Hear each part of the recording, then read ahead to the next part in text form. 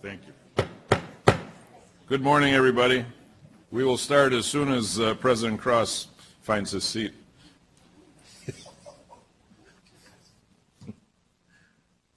Good morning, President. Jess, would you call a roll, please? Regent Bailing. Present. Regent Bradley. Regent Delgado. Here. Regent Evers. Regent Felbo. Here. Regent Farrow. Regent Hall. Regent Harsey. Here. Regent Higgins. Here. Regent Many Deeds. Here. Regent Milner. Here. Regent Mueller. Here. Regent Peterson. Regent Pruitt. Regent Pirath.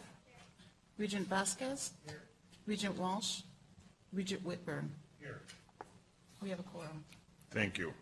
The minutes of the June 5th and 6th, 2014 Board of Regents meeting have been provided. I will entertain a motion to approve the minutes. Any discussion? All in favor? Aye. Opposed? Carried. Thank you. The reports of the Hospital Authority Board, Higher Education Aids Board, and Wisconsin Technical College Systems Board have been provided. Are there any comments or questions? I don't think we need a motion on this.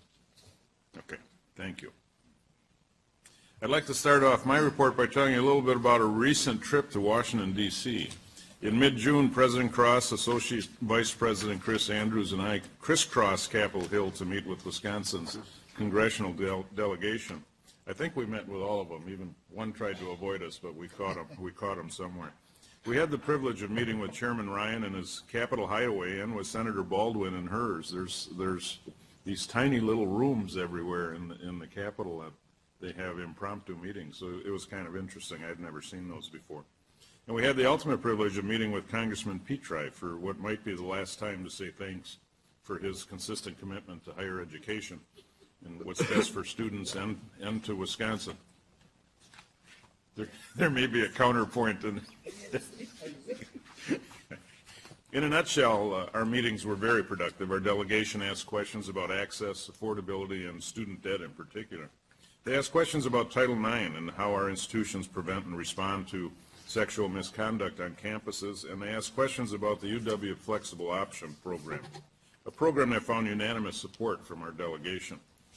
Interestingly, our delegation had other issues on their mind: financial literacy, addressing the skills gap, especially in our rural areas of Wisconsin, attending to the needs of urban Milwaukee, and perhaps one of the most thought-provoking conversations, the responsibility of the university for ensuring civil discourse and responsibility of spirit, philosophy, and tradition at the heart of the University of Wisconsin, and one that we must always continue to nurture.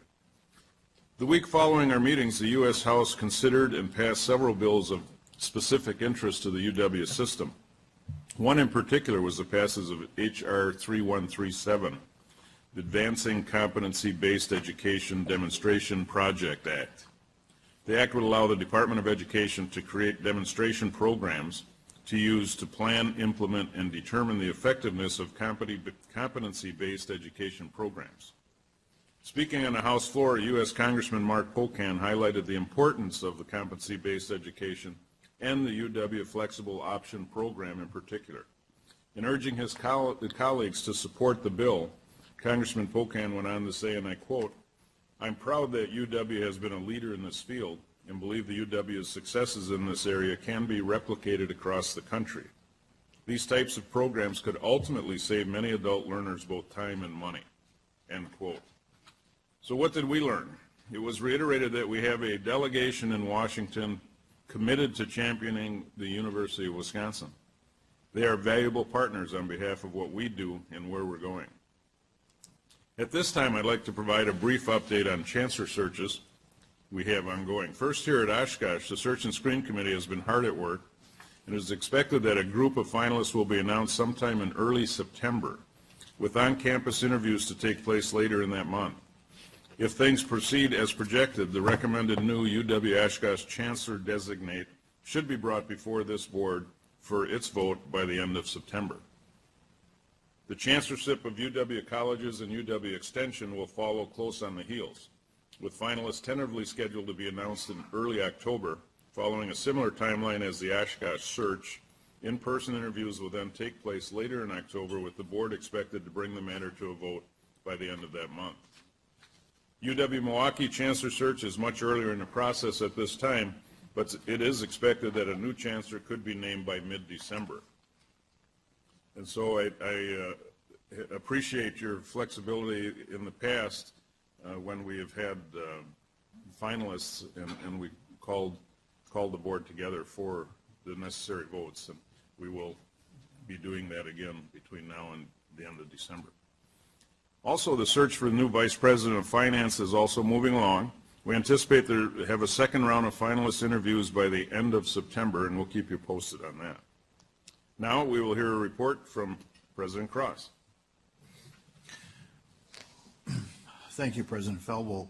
Good morning, everyone. I'm going to start this morning with what the UW system is doing about remedial and developmental education. This is closely linked to our discussions yesterday afternoon and during the June board meeting.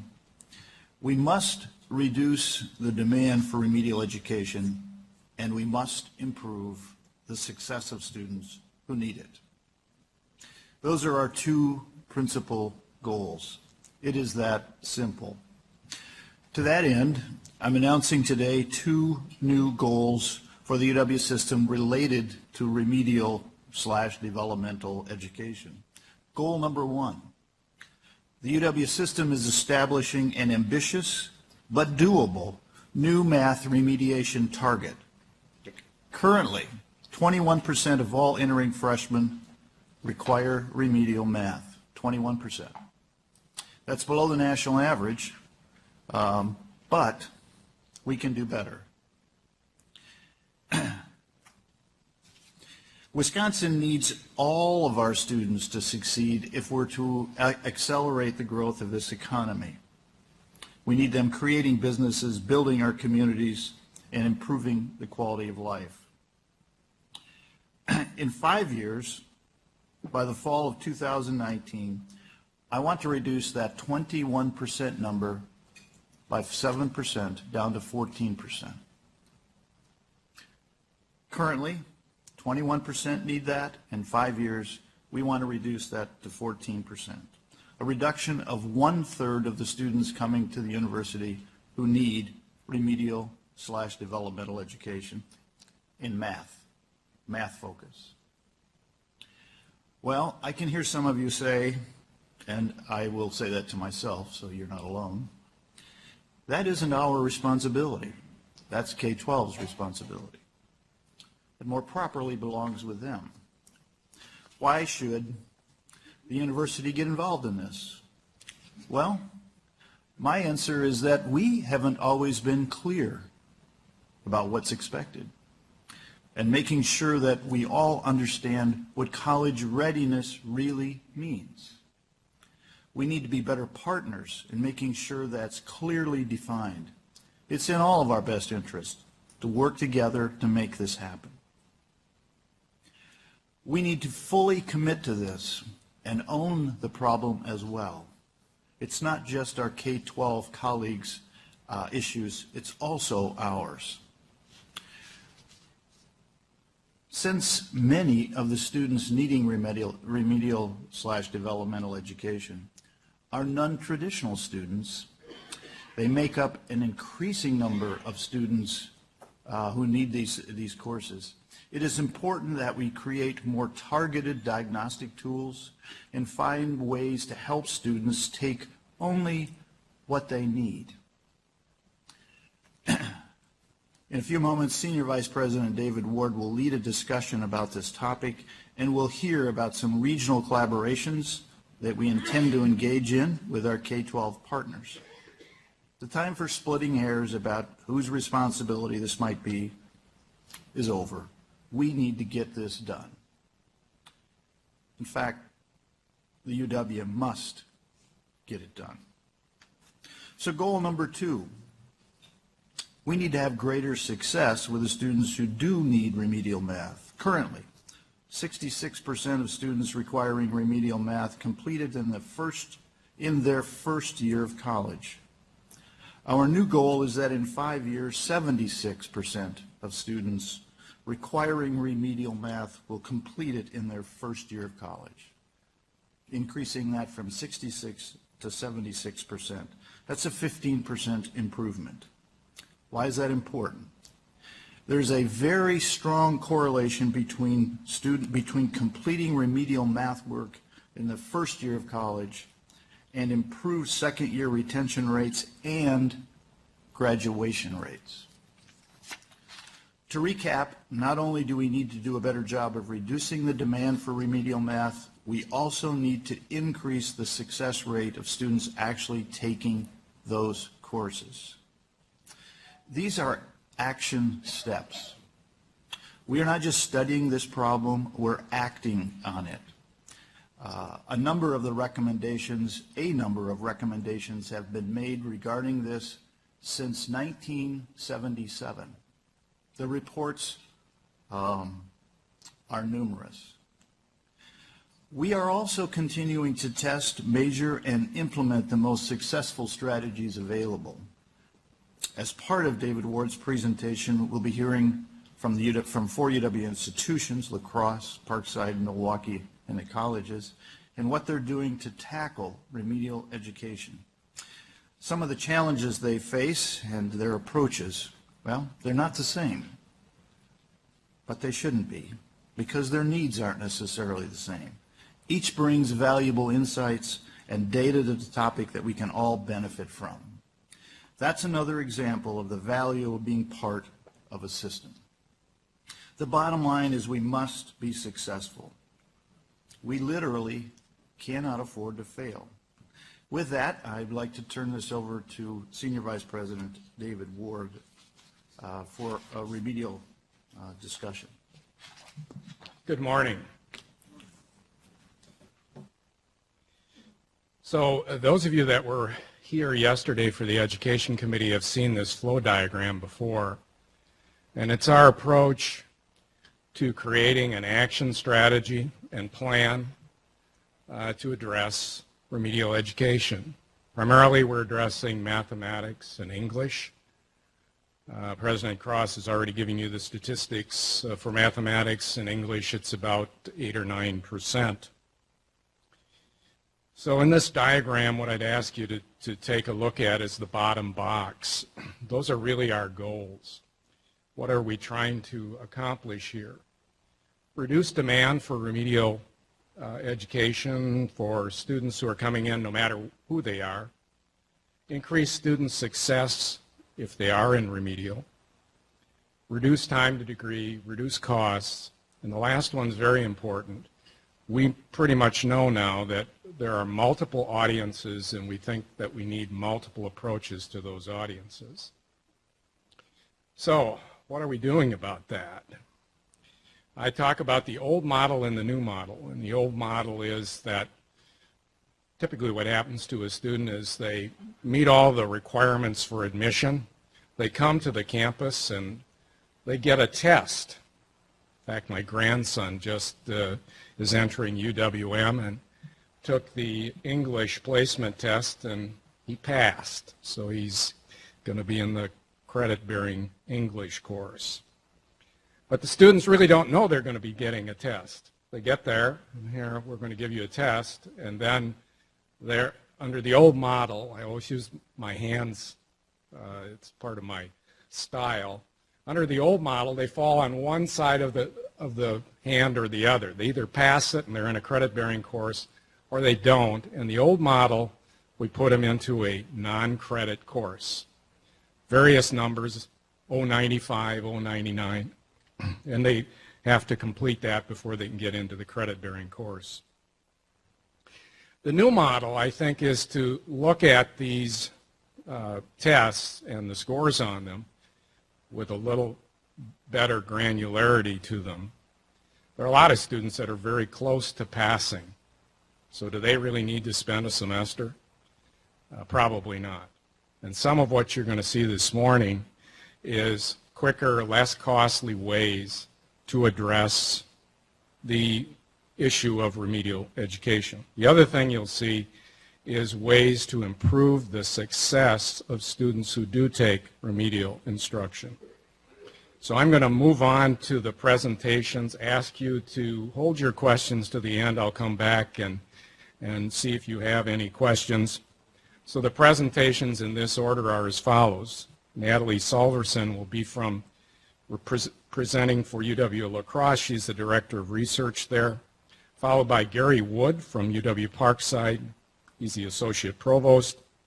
Followed by Greg Lampe from UW Colleges, who's the Provost. Followed by the tag team of Phyllis King and Kyle Swanson from UW-Milwaukee. So with that, we'll do the presentations. Natalie. I'm going to take a moment to, while you're coming up, to introduce and recognize Senator Luther Olson. Thank you very much for joining us. We appreciate you being here.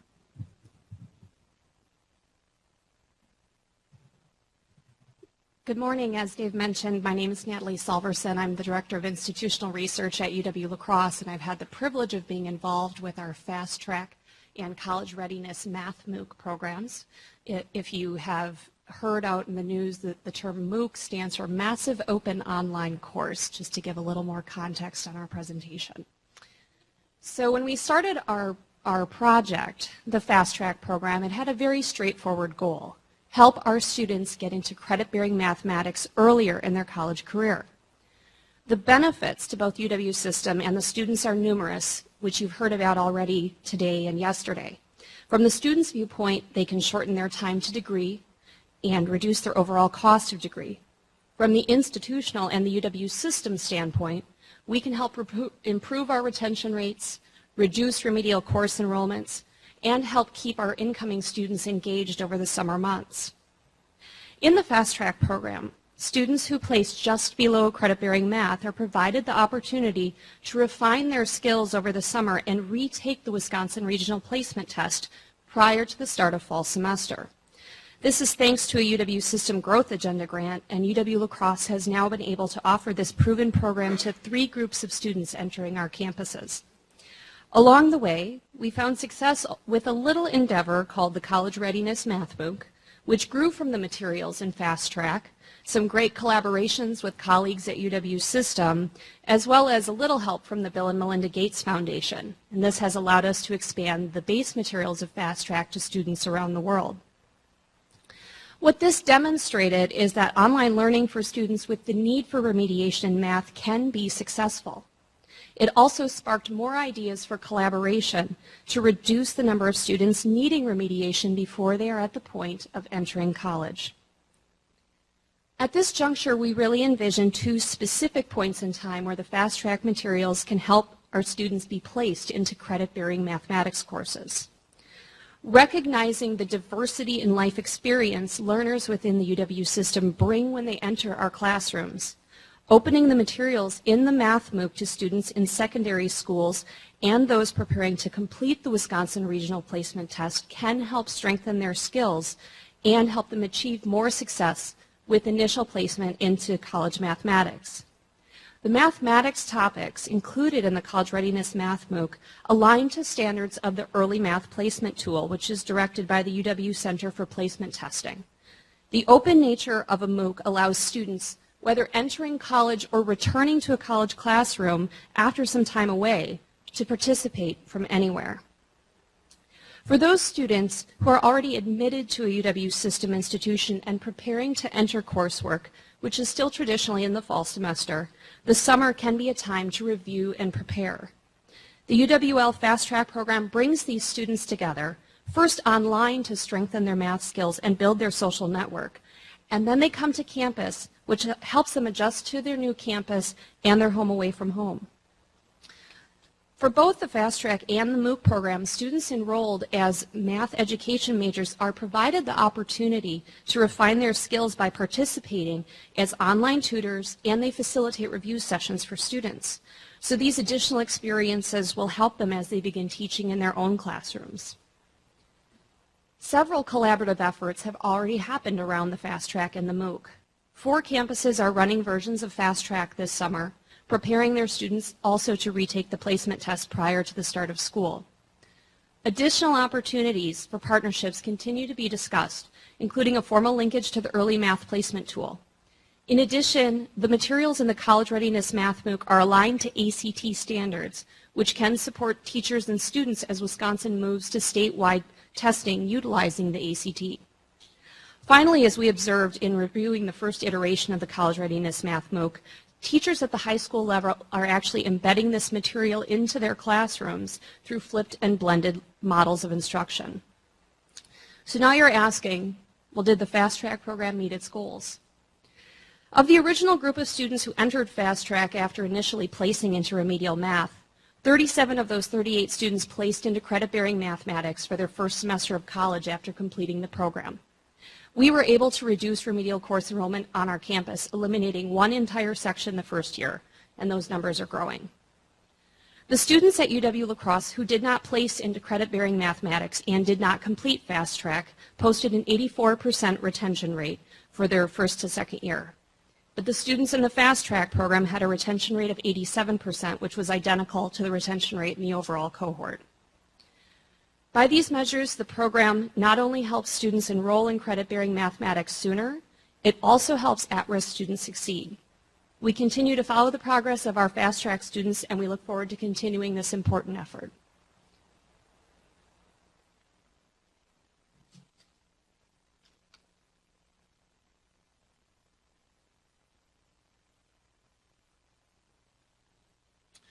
Good morning. I'm Gary Wood, Associate Provost at the University of Wisconsin Parkside.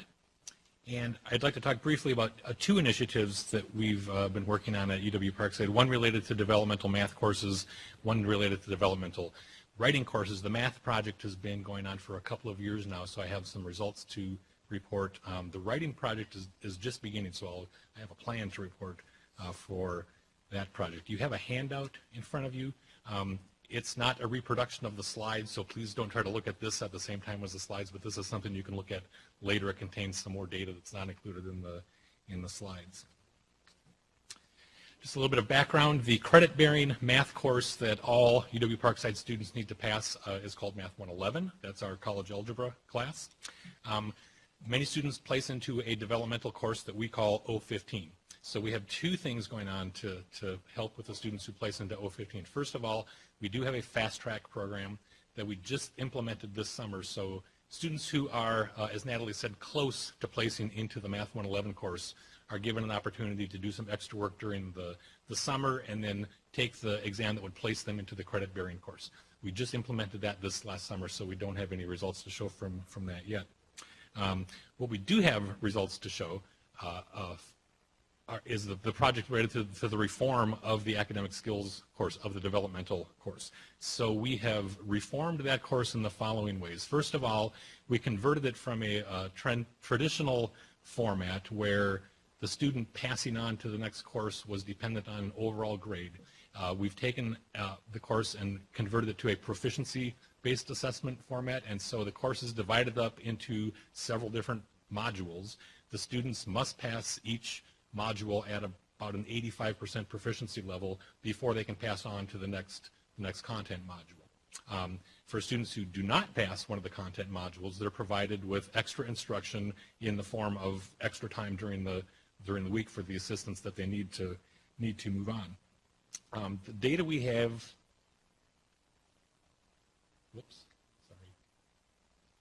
the data we have to date to show the success of this program, please look at that last column. We have the old model of the O15, the developmental math course. Students made it through that at about a 49% success rate and were able to move on to the next course. This is at about the national average, but this is not this is unacceptably low and provides a hindrance to graduation. Students who were in the O15, again, the developmental math course under the new proficiency-based module, had about a 64% success rate and were able to pass on. So this was, it doesn't achieve the 75% that President Cross referred to earlier, but it's a 16 percentage point increase from where we were. So this is a significant improvement, and the data you have in the handout shows that this has persisted over the 4 semesters that we've offered this program. We were also interested, of course, in, well, then how do these students do when they move on into the next class? And here I would like you to focus on the second column where it says completed Math 111 with C- or better. So this is a measure then of the success rate of students who are in the first credit-bearing course. The top number, the 57.6%, those are students who, under the old system, were, under the old 015 format and then went on to 111, and they passed 111 at that 57.6% rate. The middle number, the 73.5%, those are students who went through our new Math 015 curriculum and then on to Math 111. And you can see, again, there was a big improvement in the success rate of the next class. Better even than the students who placed directly into Math 111. That's the 63.8% number at the bottom. So we've achieved this, again, through this proficiency-based model and through the work of Chancellor Ford asked me to hold this up. This is the work of Richard Karwatka, who is the lead instructor in our developmental math program, who's developed the curriculum for the 015 course, so we know that every instructor is doing the same thing. Chancellor Ford asked me to make this available to those of you who are still working on that placement test, if you'd like to borrow that. On the writing side, as I said, we have just begun this program, and so we don't have any results to show, but this is what we plan to do. Again, just by way of background, the credit-bearing course that all students have to pass for graduation is English 101. Some students test into a course, English 100, which is also credit-bearing and not considered developmental, but they have to pass that before they go on to 101. Some students also place into a course that we called 090. That's our developmental writing course. We were able to produce, it turns out, very little evidence to show that that course was helping students get through 100 and 101 later on. So our approach in this case has been to simply get rid of the academic skills, the developmental writing course, place those students who would have been in that course right into English 100, the first credit-bearing course, and then provide extra support in the English 100 sections to help ensure the success of those students. So the specific things that we've done there, we have reduced the size of the English 100 classes so that the instructors will be able to provide more feedback. We have developed a tighter link between those English 100 instructors and our Parkside Academic Resource Center. This is what most people know as the tutoring center, all right? And we're working closely with the director of the Academic Resource Center to develop workshops, supplemental instruction modules, and so on that can be provided to the students in the English 100 courses. In turn, the English 100 instructors will work closely with the director of the park to identify the needs of their students so the director knows what sorts of resources to provide. Again, we're hoping that we can simply do away with the developmental writing course, build these additional supports into the first credit-bearing course. And of course, we'll be keeping careful track of those students who are in that class this year to make sure that they are being successful. Thank you.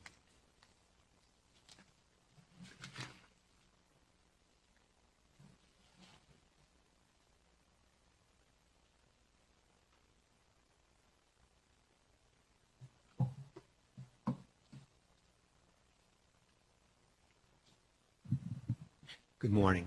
My name is Greg Lampe. I'm the Provost and Vice Chancellor for Academic and Student Affairs at the UW colleges, and it's been my privilege to support and at times guide our efforts in the developmental English and math areas. And so I'm very happy to have the opportunity to talk to you about the work the UW colleges is doing to support our students. I have the map up here for a reason, and I want to just remind you that we're one institution in 13 places. And that means we draw student populations from different parts of the state, from different high schools and different regions.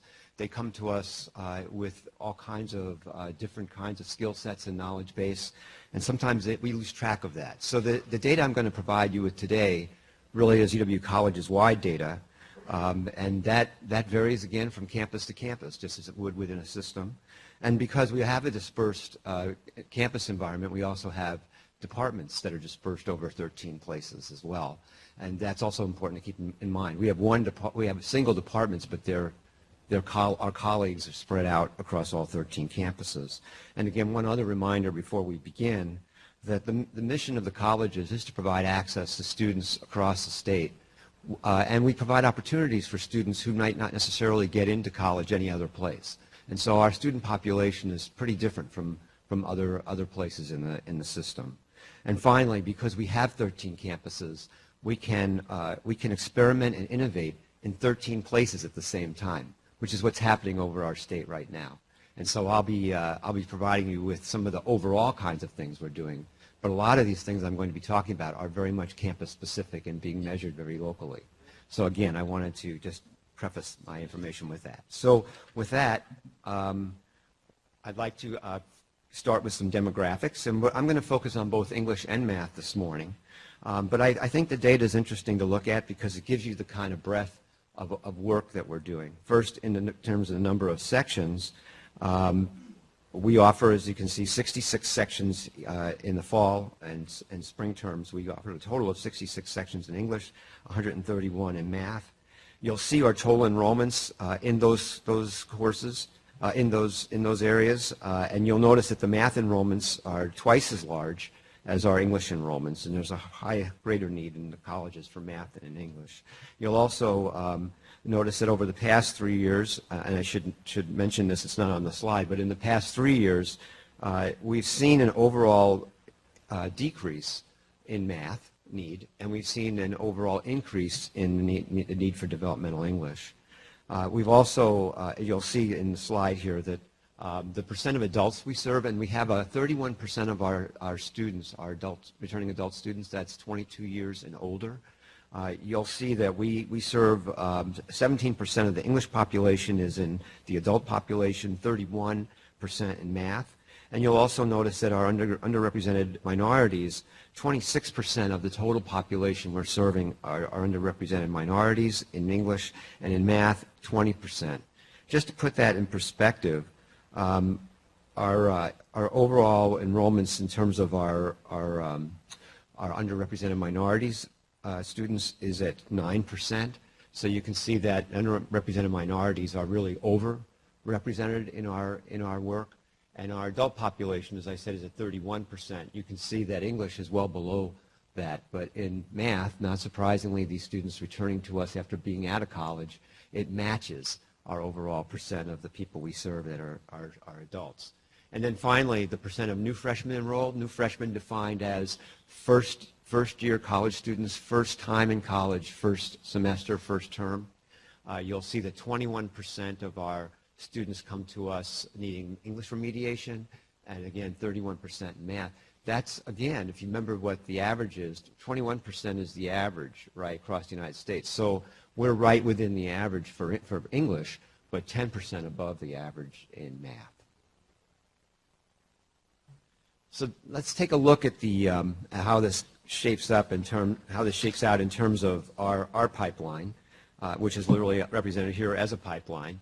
I want to just set up the slide a little bit for you before we move on, because the next two slides look very similar. We're doing this for both math and English. This slide, of course, we're looking at represents the curricular pipeline for math. One thing I want to say is that we begin, of course, with a beginning cohort of 100%. The cohort engages in 3 courses across our pipeline. The first course is, of course, the Elementary Algebra 091 non-degree course. The second course is the introductory course, which we call Math 105, which is our introduction to college algebra. And then finally, the student gets to the required course, that's Math 110 in the colleges, and that's college algebra. And we consider this sequence in the colleges as a singular curricular sequence, and we're moving more and more toward a seamless pipeline, even though there are leaks along the way. So with that, let's take a look at what happens as our students move through. As students get into the non-degree course, you can see that 27%, about a quarter, do not make it through the first course, leaving us with about 73% of the 100% that started. In the introductory course, as they take that, 26% don't make it through that. That means they haven't achieved a C or better. And that 26% also includes students who did not attempt to take the course after the first course. Sometimes students just decide not to move on in the pipeline. And that's important to note because that does inflate our numbers a bit. And then as a result, we're left with 47% of the 100%. And then finally, those students get to the required course, the Math 110 course. And that course is required for our Associate of Arts and Science degree. And as you'll see, 24% of those students don't make it through. So at the very end, we have 23% of the 100% that started complete. which is a substantial number. There's no denying that. But that's the reality of what we're working with. That's 1 in 4 students that start in this pipeline do not make it to the end. I should also mention one last thing, and that is about 11% of our students take both math and English in terms of developmental. With that, let's turn our attention to English. Again, same setup. We begin with 100%. We have a non-degree course in English. It's English 098, which is Introduction to College Writing. They then move to the introductory course, which is English 101, College Writing and Critical Reading. And then the required course, which is the course required for the Associate of Arts and Science degree, and that's our English 102 course, which is Critical Writing, Reading, and Research. So again, we try to view this pipeline as a singular curricular array. That is, the students are moving steadily through this pipeline on their way to getting the requirement completed for the associate degree. Again, we start with 100% in a cohort, and as you can see, same setup. The ones that take the non-degree course 74% end up succeeding, 26% end up not succeeding. That means not earning a C or better in that class. They then move on to the introductory course. Again, 26%, equal to the first, do not make it through that. Again, either receiving a grade of, not getting a grade of C or better, or not taking the class. And then finally, coming through, 48%. Move to the required course, and of those, 17% do not make it through that. And so 31% of the 100% complete our English curriculum and succeed in fulfilling the requirement for the associate degree, or about 1 in 3 students of the 100% make it through. So obviously we have work to do in the colleges, and we continue to be working and innovating as we go. And we've done a number of things, and I'd just like to highlight these for you that we're working on right now to improve our student placement. One is, in terms of improving student placement, we offer an intensive refresher course now in the summer prior to students taking the math placement test, so that we can position them to better succeed on that test. That's our effort to lower the number of students entering the pipeline, and this is particularly true for our adult student populations, but also our traditional student populations. The intensive refresher courses really are helping to hopefully lower the number of students in the developmental math course. That's our goal, and that matches with President Cross's goal as well. We also have now begun to include math professors in our placement process. In the past, we've primarily depended on our advisors to do that, but now we're teaming math instructors with our advisors at a local level, and this is especially helpful when we're trying to determine students that are in gray areas, that score on the placement test relatively high but not high enough to get placed into the credit-bearing courses, and so that those math instructors are in the best position to make those determinations. So that's something we're trying. Secondly, we're also going to a more computer-assisted instruction, and that's so that students can receive constant support throughout the pipeline, and that's to give students access to help anytime, anywhere. And what we're trying to do in the colleges is we're trying to imitate the old-fashioned math lab 24/7, so that students can access it from anywhere, anytime, and get that support they need. And because our computer-based models are all modular-based, that means students can go to an area like polynomials, for example, that they may be stuck with, and actually access that module, review it, refresh their skill, and move on, as opposed to having to wait to class time to do that.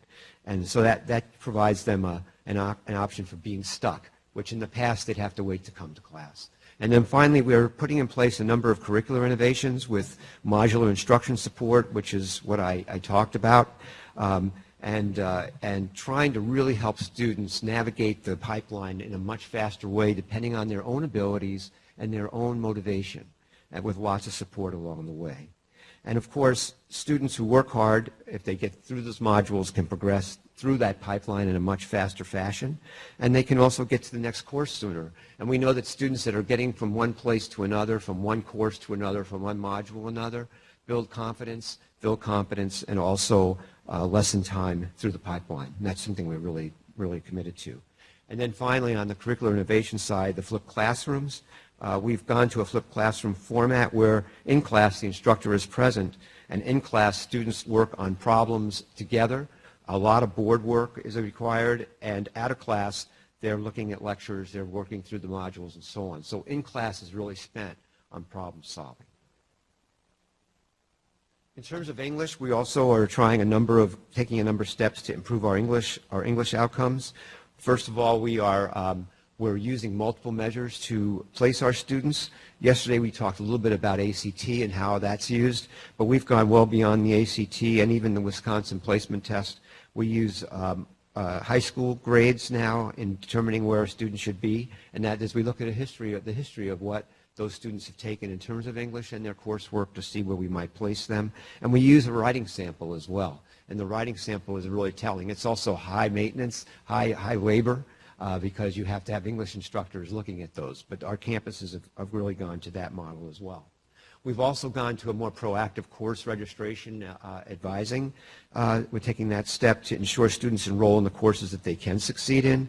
And this is advising intensive, but it also has opened up a lot of discussion across our departments in terms of what's appropriate for a student to take in terms of coursework and what's not, so that we are continuously trying to place those students who may be in the developmental pipeline in courses where they can succeed outside the pipeline. Really critical for us.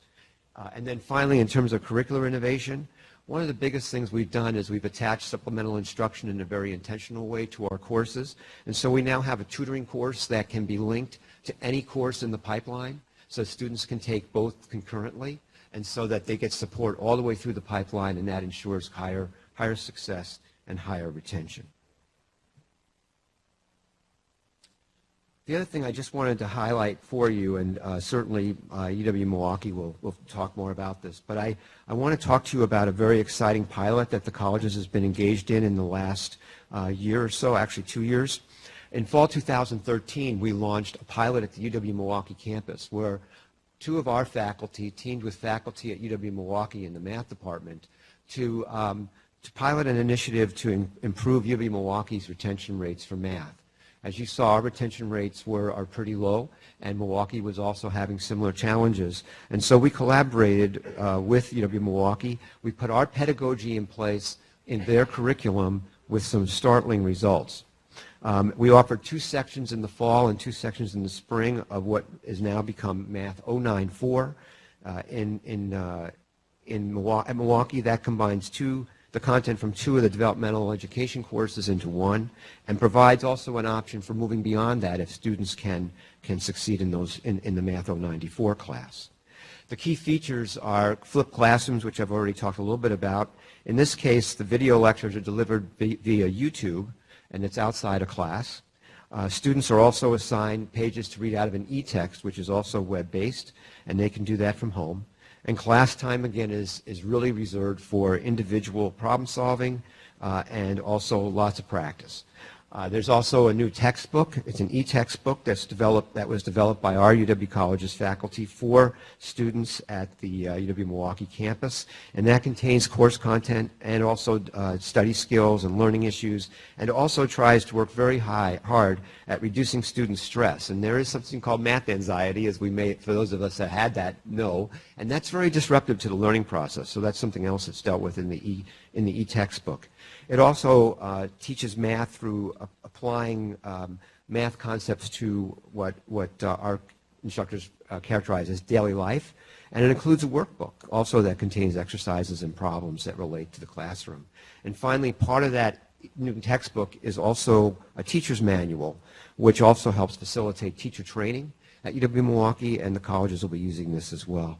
And then the third innovation is Alex Software, which some of you may have heard of. This is a computer software, math-based, and it is also has modular design at its very core, and again allows students to skip topics, move through topics quickly that they're proficient in, and then take time to learn the ones that they're not sure of, and allows a lot of movement back and forth. So again, students can refresh and remaster as they go. And then the last 2 innovations. Classroom techniques, which is really critical. This is where expectations are set high for students. There's a lot of instructor-to-student contact in these classes, and a very explicit time schedule and commitment is laid out for students, so there are very high expectations set in terms of time spent on task, and also trying to cultivate the attitude that anyone can learn math. In terms of faculty, there's intensive time commitment and training for faculty, and as a faculty member, I use this word, you have to be relentless and intrusive in students' lives. For example, prior to the first class, every student in the pilot was contacted to lay out expectations and also to prepare them for that first day of class. And then there's also a rigorous schedule to meet with students outside of class and even outside of scheduled office hours. In terms of outcome, which was not on the slides, but I can tell you that the outcomes were very promising. For example, in fall 2013, 84% of the students enrolled in Math 094 passed with a C or better, and that's compared to 47%. So 84% in the pilot, 47% in the colleges overall. In fall 2013, about 25% of the students who registered in Math 094 also attempted to complete a third course, that is the degree-bearing course, Math 105. In spring 2014, the second semester of the pilot, 79% of the students passed, again, 79% compared to 47 in the colleges, just a striking difference.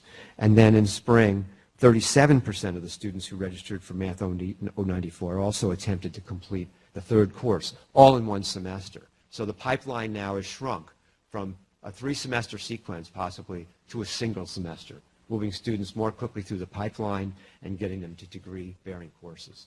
So these are really promising results, and we hope to carry those forward in the colleges as well. And I thank you very much for your attention.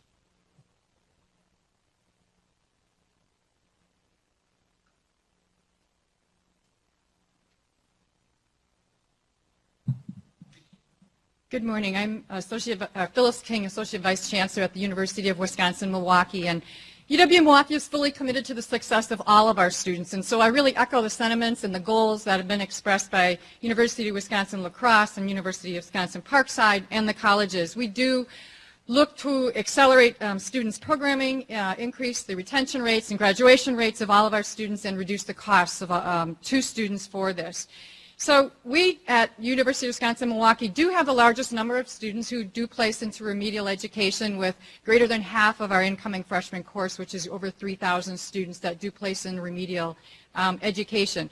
And so we're taking a really comprehensive approach at this, multi-pronged, but we realize that this is that what we really need to do is address the continuum of the educational experience for students, and that's really critical.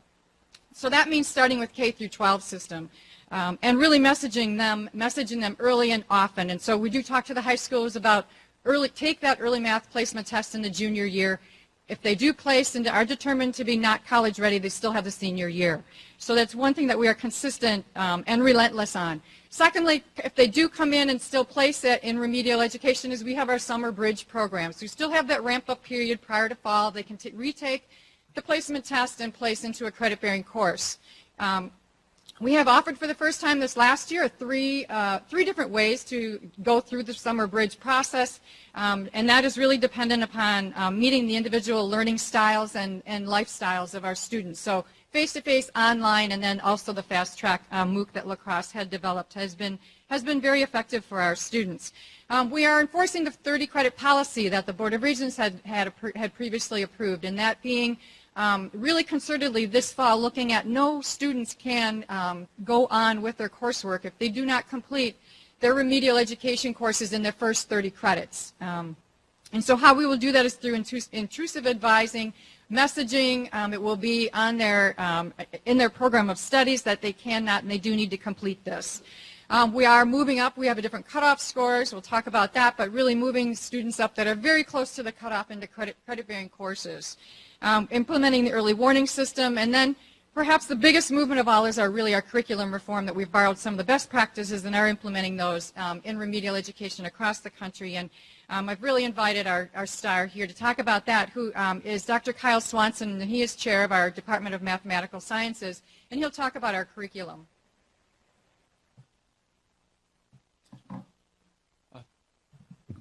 Thanks, Phyllis. Over the past year, we've fundamentally changed our developmental math program at UWM. It's the performance of our legacy program and the relevant metrics, and I don't view passing a developmental sequence or a remedial sequence as being a relevant metric. Do students pass credit level college courses? Are they retained for their second year, and ultimately do they get their degrees? This is what we're in the business for, and our legacy program is simply not allowing our students to succeed in the fashion that we would like them to. So our redesign had two really overriding design philosophies. First, that no student should have to take more than one semester of non-credit math. And secondly, that quantitative literacy approaches to meeting mathematics general education requirements are acceptable. In contrast to the sort of pipeline approach that we just saw from the colleges, we really view our program as more of a watershed almost, allowing a number of different means by which students can meet their general education mathematics requirements at UWM. As far as sort of the overall numbers are concerned, we've implemented this program completely at scale this fall. We have somewhere around 450 students actually at the moment in the UW College's UWM pilot that Greg Lampe was speaking about just a moment ago. And that pilot, as he said, involves a flipped classroom and is an accelerated algebra-based approach. We have approximately 900 students going through our quantitative literacy-based route, and then finally about 600 students in the traditional algebra pathway. There's a couple of points to emphasize here. First, the magnitude of the problem. Again, at UWM we serve about as many of these students as the UW Colleges does in total. And secondly, this is all self-selection by and large. The number of students who selected out of algebra, and a lot of this gets back to the math anxiety issues that Greg Lampe was speaking about just a while ago. And a lot of these students have had pretty questionable experiences with algebra as they've gone through their high school careers, and by offering this alternative pathway that, again, is not any less intense than what we see with a traditional algebra approach, just a different way of doing things, it really opens up, hopefully, the doorway for a lot of these students to meet their mathematics education requirements. The UW Colleges pilot that was just... Sure.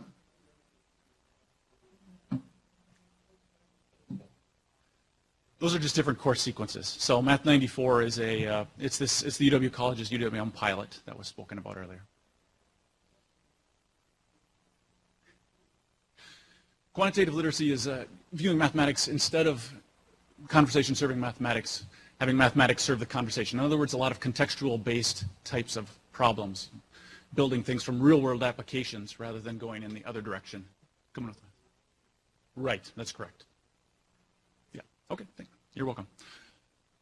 With regard to the UW Colleges pilot that was spoken about earlier, again, we had almost exactly 50 students actually go through this last fall, and the preliminary analysis, and Greg spoke a little bit about some of the numbers. The numbers are really quite spectacular, particularly as we start to look at some of the longer-term outcomes for these students. Again, the pass rate for the students in this pathway was about 84–85% for that one semester, but as we start to look at how these students are behaving as they progress through their college careers, it is quite impressive. Of the students who went through this pathway, 74% were retained, or in other words, had registered for their second year at UWM, and that was as of the 1st of August. So that number has probably gone up since that point, and that's compared to 58% of the students who were in our legacy program last year.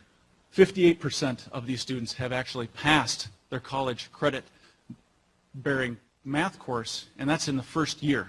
Whereas our legacy program, that number was 33%, and that was over their entire college career, however long that ended up spanning. Of course, we don't have any 6-year graduation rates, but you can begin to project things out, and the fundamental thing is that these students appear to be behaving in a manner as strong as, or even stronger than, the students who are coming into UWM and not needing developmental math. So this is a very different view of what developmental math can do, actually. If done correctly, if done with passion and with intensity, developmental math for these students can be a positive. It can make them better college students. So looking forward, our long-term vision for the program is to really build a culture of improvement into things. And the biggest change that we've seen so far is really extensive instructor training. Prior to this, again, my program is very different from many people. I have adjuncts. I run my program completely with adjuncts, with graduate teaching assistants, and training was relatively minimal. And we've really ramped up the training. All of our instructors that are going to be coming into this program this fall are going to have at least 4 days of actual instructor training on pedagogy, on curriculum, and finally on the sort of technological approach to things. We're really going to leverage technology in a completely unprecedented manner, at least for UWM. We have set up our programs so that we are very consistent with this ALEX-based algebra system that Greg spoke about. At any moment, I, as the administrator of this whole business, can go in and look at a student-by-student outcome, instructor-by-instructor outcome, course-by-course outcome, and this is going to really try to allow us to really drive a culture of accountability. If there's a problem, we can be proactive very, very early in the semester, whether it's at the student level, at the instructor level, or at the course level, and we can have these conversations when they still count, not after the semester and the mess has occurred. So it's a very important thing there. And then finally, we've really embraced a student outcome focus with what we're trying to do. We're at the beginning of this reform. We're not at the end. This is the first stage. And for better or worse, our student body at UWM is going to be fixed, at least over my term as department chair. And our challenge is to serve these students in the best manner possible. And I firmly believe that developmental math is not something that is a negative. It can be very much a positive, that we can really influence these students' lives and make them better college students, better people than they were walking in the door. We don't have to be a negative. We can be a positive for these programs. Thank you.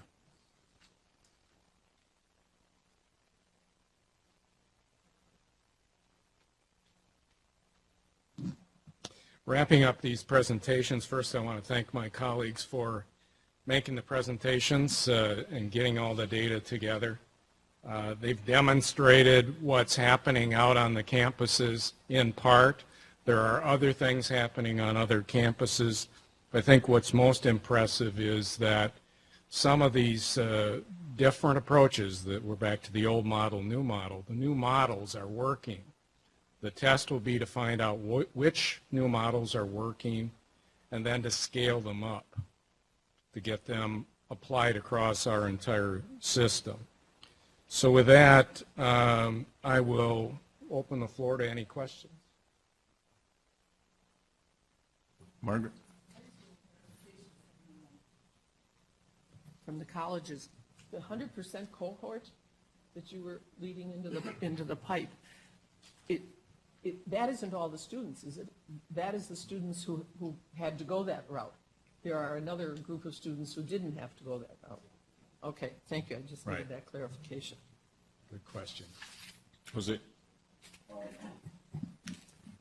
I basically have two questions. The first question, and it links up to something a question that Ray asked, why is this university getting engaged in a problem that it is really the problem of our cohorts in grammar school and high school, is can we identify the students earlier so that this approach can be taken earlier? Can we have a reach into the last year, the third year of high school, and in fact test them at that time?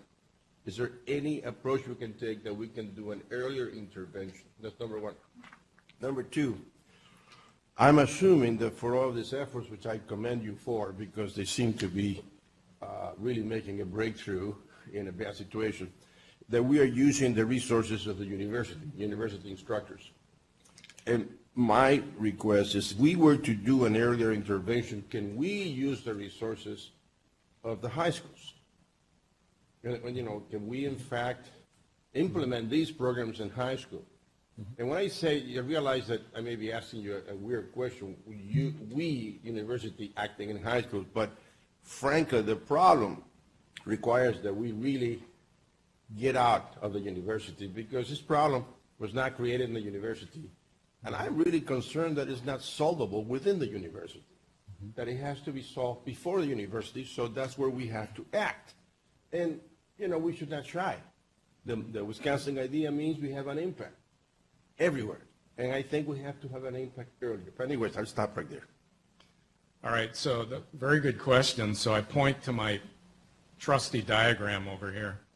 So look on the left-hand side of the diagram where we talk about the K-12 DPI dialogue. See those boxes off the recommendations? So there are two strategies right there. That may not be all the strategies we use. The first strategy, EMP, stands for the Early Math Placement Test. And you all got a copy of the Early Math Placement Test in your packet of materials. And it wasn't for you to take the test and find out that you're placed in remedial or something like that. It was to give you an idea of what the student needs to pass to get into the credit-bearing course. The Early Math Placement Test is free. It's online. It's supported by the Math Placement Center at UW-Madison. The letter is going to go out from the heads of the two higher education systems in the state. That'd be our President Cross and President Foy from the technical college system. It's going to go to all high schools, private, public, charter. It's going to go to their principals. It's going to go to their math departments. And what it is a promotional piece. And what it says is basically you have this tool. It's out here. We want you to use it. We have about 10,000 students using it a year right now. We'd like to see that doubled or tripled. They're able to test themselves, or this could be part of a math course. We know that there are some instructors that are embedding it in their coursework in high schools. So this is a way to reach down and to help the high schools and the high school student to say, okay, yeah, there's this 3 credits or 3 units of math you have to enter the university, but you also have to pass this math placement test. So that's one. To your second question of getting down and talking more with the high school teachers, that's that second strategy in the second box. So the plan is to have regional meetings focused on remedial/developmental education.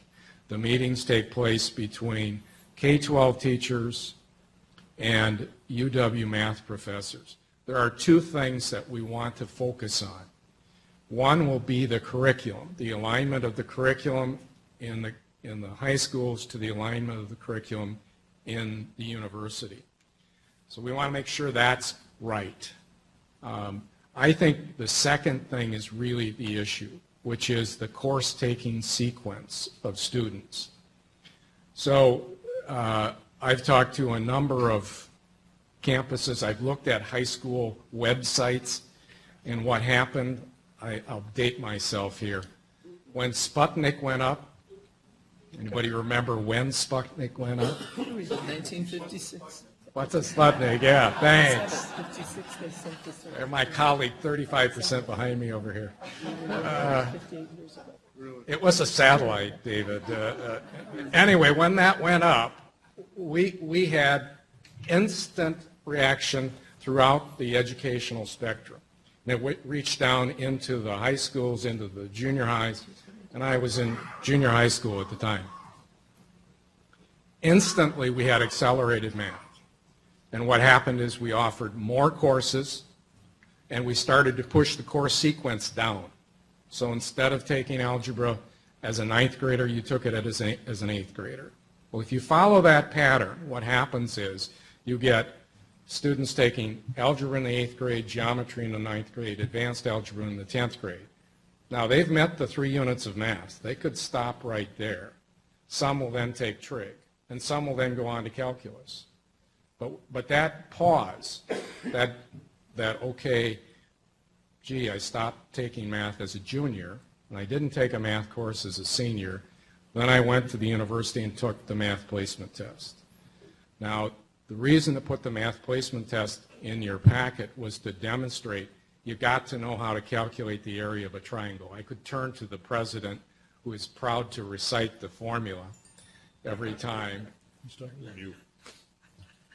It's 1/2 base times height. Thank you, thank you. Show off.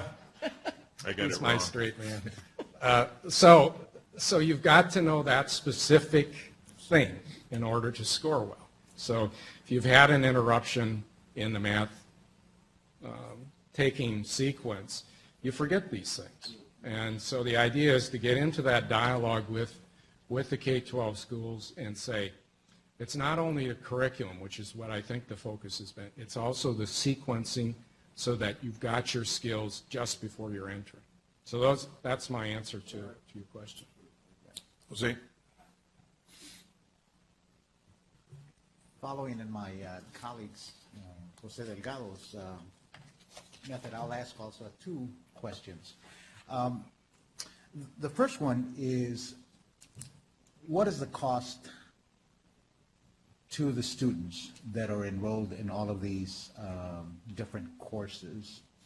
And what, if any, either positive or negative impact is it having on whether they will participate on those courses or will not? Or what is it also happening to financial aid? Is it affecting their financial aid?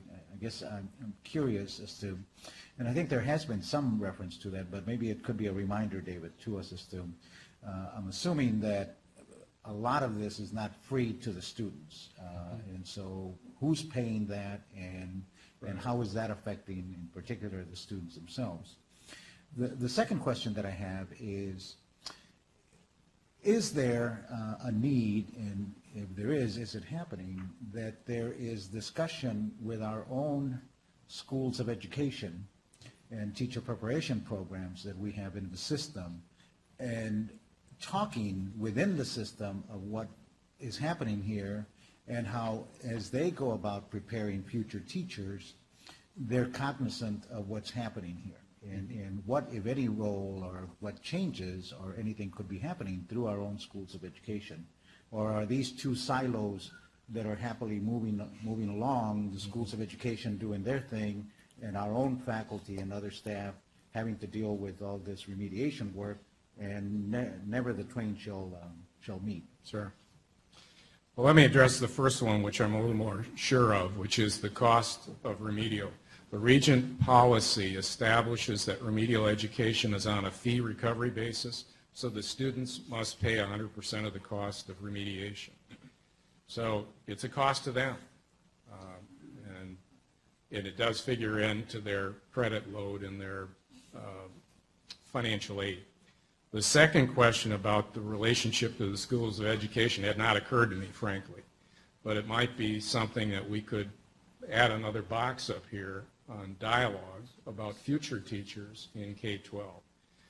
There was a reference, I think, in the lacrosse example of how the math teachers there are more aware of this.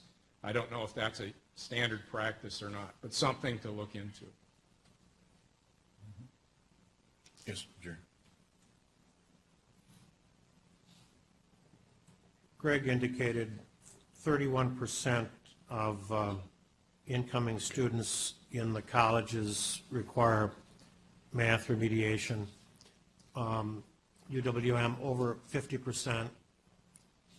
Was that the number, Phyllis? Is it 50, 55? What's the number? 53.8. What's the number at Parkside, Gary? Yeah. Okay. And at La Crosse? I don't know. Guess? It's much lower than Yeah.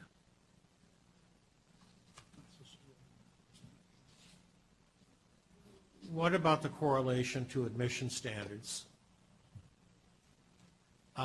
In our earlier discussions at this table, there's been some conversation about college aptitude. David, a year ago, or less than a year ago, your predecessor was here, and we examined in some depth the freshman class system-wide. 78% came from the upper half of the high school class. I think the literature tells us that rank in class is among the most salient predictors in higher education success, which means that 22% was in the lower two quartiles. Yesterday we talked about minority participation and gaps. I recall in the most recent freshman class that we have the data, we had 1,034 students from the bottom quartile, majority of who are minorities. But then in the third quartile, the majority are not minorities. So how do we think, David, about this, about the other side of this equation, which is the admission side? And are we comfortable going into this project with practices in place across the system, which of course vary significantly? I think that's a timely question because in December starts a review of the board's freshman admission policy. It's supposed to be done every 5 years. I think it's been 6 or 7 years. Right now, among the other things that I would say is that the emphasis in that policy, if you read it, which I've done a couple of times in the last 2 weeks, is on units completed. And then it talks about overall academic standing as an example. Maybe we need to be looking at some other things like saying, for example, in the mathematics area, yeah, 3 units of math is what we are looking for, but we're also looking for you to be able to actually link to the early math placement test. You also have to be able to do this. So I think there may be some opportunity to refine that, to give a student who's thinking about going to college a better look at what's their chance of succeeding.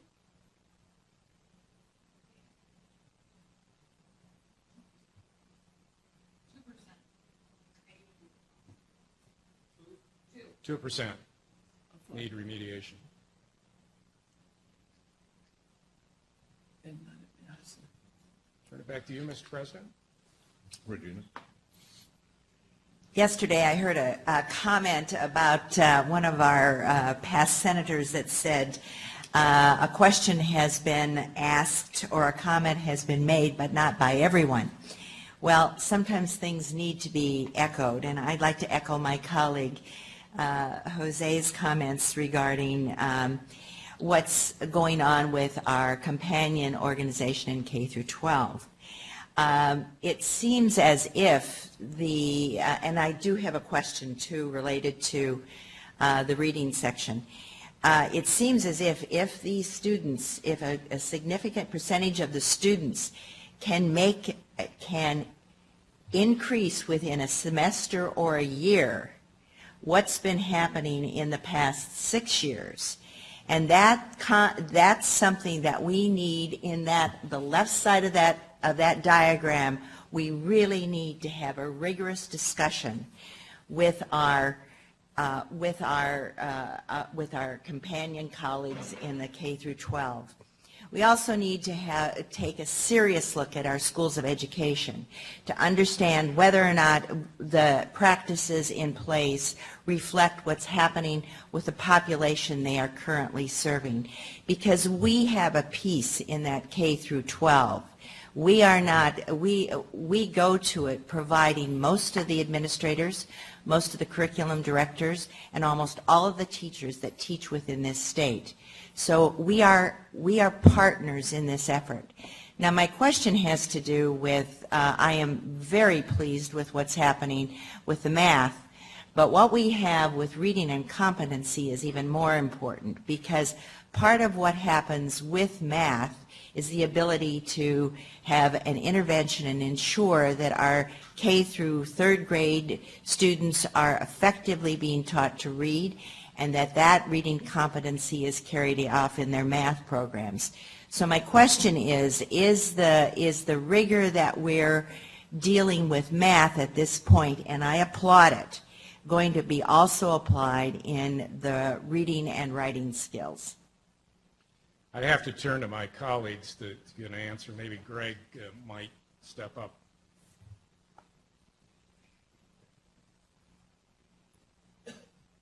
Thank you for that question. Yes.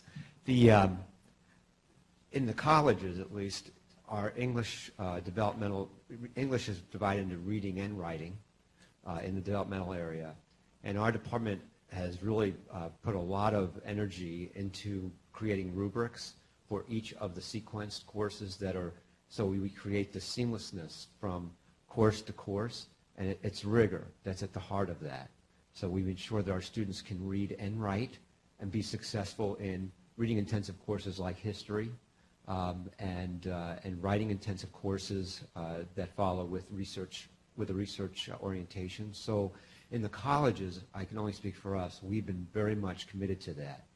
And the other side of that is teacher preparation, which again, our English department has spent a lot of time on determining how to best prepare our English faculty to work with students in the critical reading and writing areas before they have to do research. Margaret? Thank you. I want to applaud everyone we heard from this morning, beginning with you, President Cross, Vice President Ward, all the presenters. I think our light is on, and we're at home, and we're attending very, I think, diligently, and I think I'm looking at faces across that side of the room that are saying us too. We're in this too.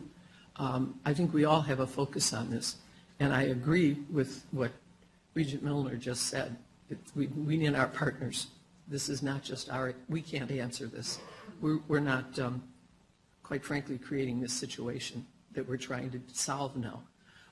I guess my question is not looking for an immediate answer, but you heard me mention yesterday, and I'm going to mention again, the ACT results this year.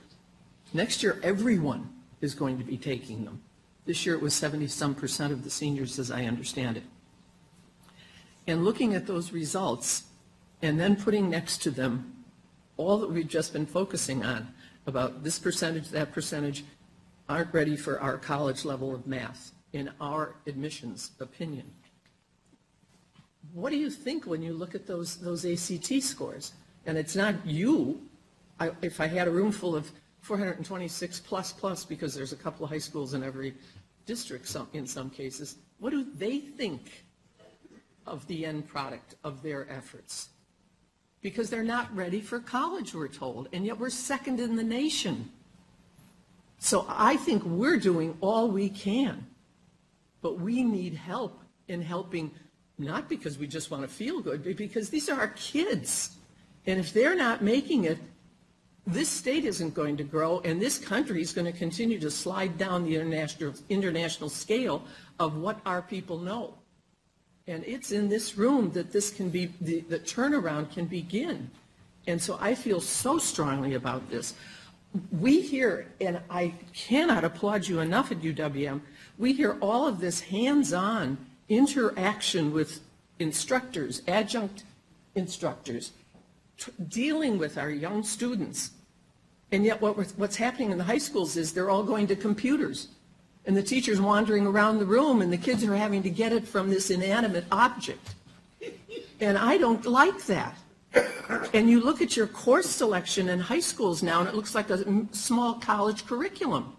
I mean, the catalog is what I looked at when I went to my first college, and I know that was in the dark ages. But that's what it looked like. And now, we asked a grandson a couple of years ago, my husband did, as he's going off to another state to an engineering school. He said, have you had trigonometry? He couldn't immediately remember because it was jazzed into some other course, and the real basics of it were never pulled out and dealt with and rammed into his head so he succeeded. He didn't stay in that engineering school. This is an emergency. This is a tragedy happening. And I think we have, as I say, we woke up to this. We're aware of it. You all, as chancellors, and those of the administrators who are back here, you're aware of it, but we can't solve it alone. Our education schools are good. Are you missing something? I think I'm looking at a couple right now, think you'd say no, but maybe there's something else we should be doing. Have you looked at the course content in these high school curriculums? Have you had polite and respectful discussions with people about them? I appreciate your estimates of where you want to go in 5 years. I don't have 5 years. My grandchildren don't have 5 years. I want something to happen beginning in September of this year and moving on, and not just from this group, because this entity that we are Regents dealing with is answering the call. We need the rest of the education partnership to do it. And more power to every one of you in this room. And thank you for paying attention. Thanks, Mike. Just a couple of follow-up comments to this. And I appreciate this very much, and I think your passion and commitment is really, really valuable, Regent Farrell. There are a couple of things that we have to clarify first, and we have to keep in mind. Increasingly, in fact, I believe it may already be a majority of the students needing remedial education are non-traditional students. They're coming back and they've forgotten and they need refreshers and stuff like that. So that's one of the issues. The second is that if you look at the expectations K-12 teachers have, the expectations we have of K-12, it's all over the board. There are different messages we're sending, and we need to get that cleared up, and that's clear so there's a consistent level of expectations. How many of you, when you flip through this early math placement test, realize the first third of it roughly, I'm going to say the first 20 or 21 questions, those were the questions that determined whether you're placed in remedial education or not. The next, 18 to 20 determined whether you're placed in college level algebra, and the next 15 or 20 or something like that, the next third determined whether you were placed, you were ready, you had trig and you were ready for calc or analytical trig. So the point I'm getting at is that just because you may have done poorly on the last portion didn't mean you went to remedial ed.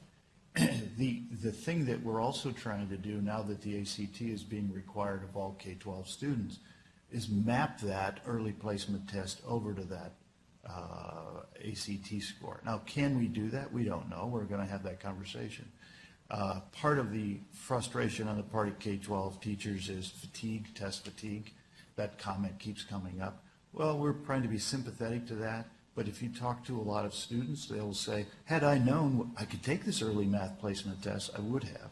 And since there's an issue of how do we focus on exactly what they need, I think we have a responsibility in those three areas to try to do a better job of being clear, a better job of understanding the non-traditional students, and a better job of in our processes targeting exactly what's needed. And I also think we need to do a lot of experimenting, and you've heard some of that. So I appreciate the fact that 5 years is, wow. When you said that, I said, yeah, I feel that way too. So there's a sympathy there. I stuck 5 years. I'm accused of sticking too many stakes in the ground. So I stuck a stake in the ground. Maybe I should have moved it a little closer, but I appreciate that. Yes, thank you.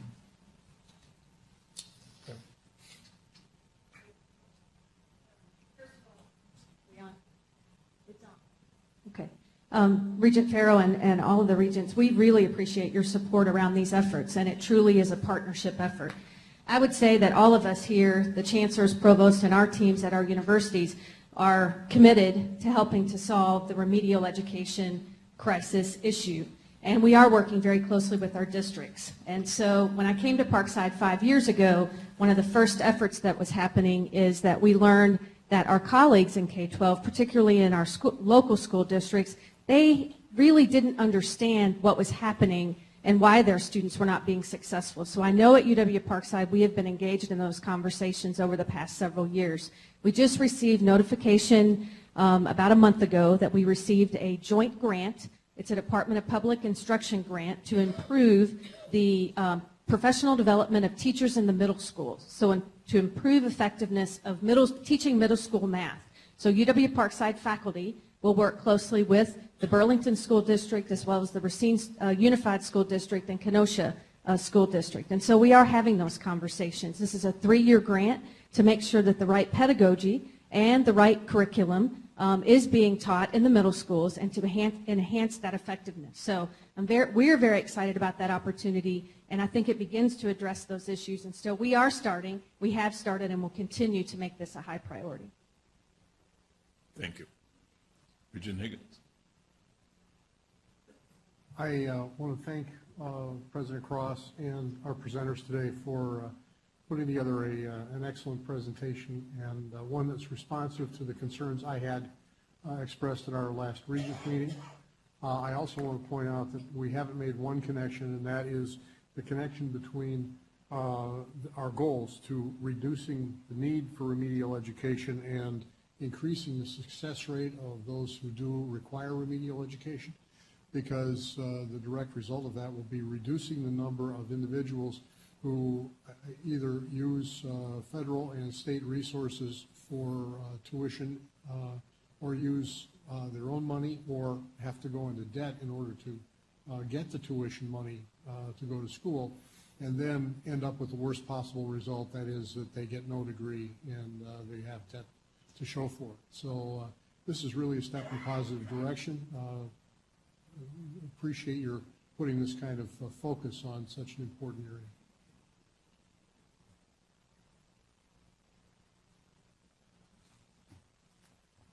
It's all yours. Next, I want to open a discussion on what we can do as a system to better support Native American students and their communities. A few weeks ago, I had the opportunity to travel with Regent Manny Deeds to address the Great Lakes Intertribal Council. This organization represents the leaders of each Native American tribe in Wisconsin. It is my hope that this first meeting can be the start of a productive partnership between the UW system and Wisconsin's tribal nations. I think most of you were looking at the chart yesterday that Vicki put up that showed that the numbers of Native Americans participating at the University of Wisconsin is either flat or going down. So no progress over time, very little. Regent Felbo, Regent Milner, and I have extended an invitation to our tribal leaders to join us at our meeting in Stevens Point in October. And I'd like to call Regent Manny Deeds and Senior Academic Planner Levon Cornell Swanson to the podium. I know Regent Manny Deeds has really been helpful in this and has provided leadership, and I really want you to know I appreciated that very much. And Levon has been incredibly helpful as well, and I appreciate it, Levon. Regent Manny Deeds. Thank you, President Cross. And I also want to return the compliment to you and appreciate your willingness to meet with people, talk with people, and be receptive to ideas. Good morning. My name's Ed Manny Deeds, and I'm from Eau Claire, and I'm a regent, and I've been doing this for about 4 years. When I was appointed to the Board of Regents by then Governor Doyle, we had a long discussion about many issues that were important to the state of Wisconsin. And among those he and I discussed were access to success for Native American students. When he appointed me, and I had the honor of being appointed, he made me promise that I would do whatever I could to make sure that access to success for Native American students was something that was looked at seriously and considered by all of us in this room. I've tried to do that in many different quiet ways, but now I realize that I'm in the 4th year of my 7-year term, and every time we started to do something occurred which kind of waylaid the effort. We had our first Access to Success meeting, and then Madison tried to spin off from the system, and that took away from that effort. We had meetings with various groups on campuses, and then we had reserve issues, which took us away from what we were talking about that was important. And that happened with many other issues, not just this issue. But now I want us to start focusing on things that are important, and this is important to me. In addition to being able to serve the state of Wisconsin and its citizens, I've had the opportunity to meet with many Native students at many campuses who who are there, who are studying, who are trying to be successful. Some of them are, some of them aren't. I'm not here to criticize or complain about anything that's gone on in the system to date, because I think we have many fine people that are working hard and doing the best they can to assure success for these students. There are great programs, and you can just look at them, the Access to Success program, where the members of the various groups on different campuses that are concerned about Native issues get together and collaborate and talk about what's going on and share ideas. That has happened a couple of times. I wish that it would happen every year, but it has happened a couple of times. University of Wisconsin at Green Bay has a great program. Oshkosh, I met students here who were being mentored by other students who had been successful and were being helped to be successful by those people that had graduated. Eau Claire has a relationship with the Winnebago, or Ho-Chunk tribe, excuse me, and has written in an agreement with them to open up a study area to study their language, to preserve it and their religious practices, so that Eau Claire, which is about 99.9% white, will have the opportunity to learn about these practices, and they will have an opportunity to learn about the Norwegians and the Germans and the other people that live in that community, and that's a good thing. So there are good things happening, and I'm not trying to skip over other programs that are good, but obviously you've seen the statistics. It is, as Margaret says, an emergency, another one that we're dealing with. We have not only few students applying, but now fewer are applying. We have not only fewer students staying, but now more dropping out. And now finally, the last stake is that now fewer are graduating. So what can we do about all of this? We have great people working on it. We've got good programs. We have people that want to help. I talked to Ray and Levon, who's doing great work in this, and we decided that this system, the Board of Regents, has to reach out to the tribes. They are sovereign nations. They are entitled to our respect. They're entitled to the same careful relationship building that other nations receive from us. And I think that when we went to the Tribal Council, Great Lakes Intertribal Council meeting, and met with them, I don't know that they expected us to do what we did. And I'm pretty sure that a president of the university system had never been to one of their meetings. And I'm also pretty certain that a regent had never been there.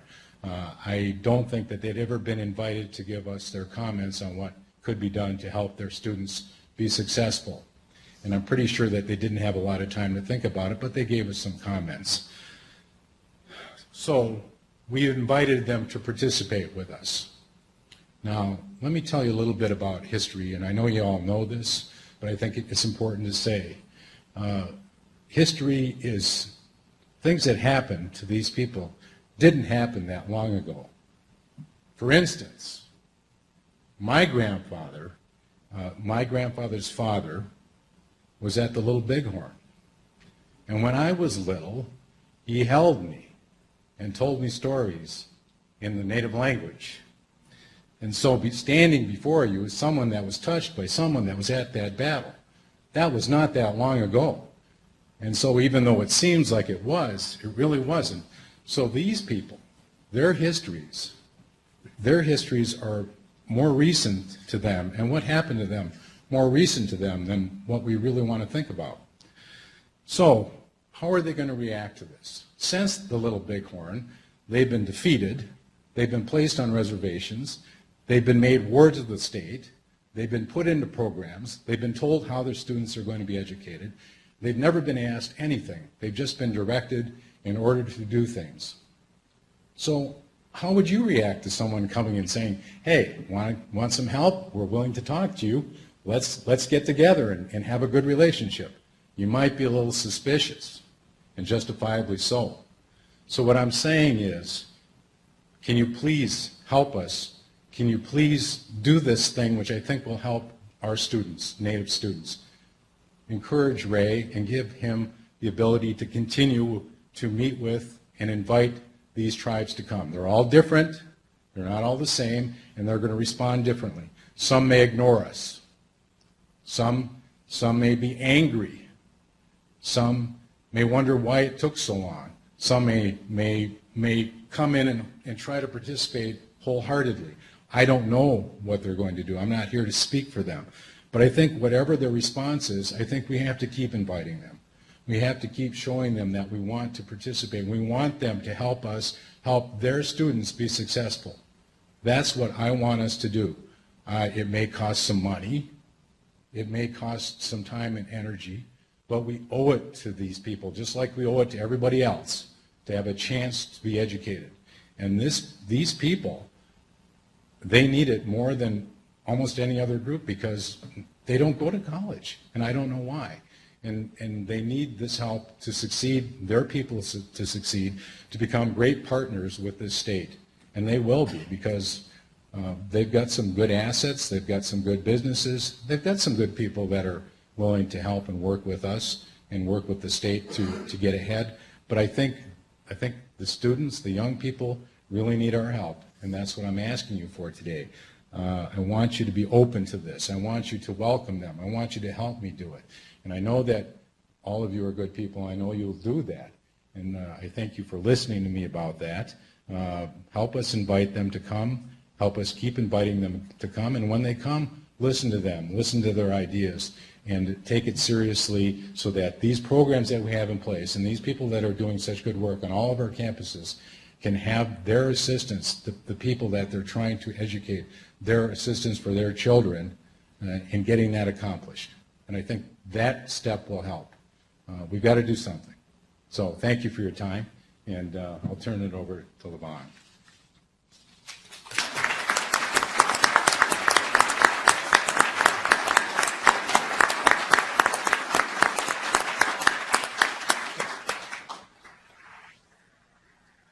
Okay, thank you so much. That was very passionate and very well stated, and I want to thank you for those good words.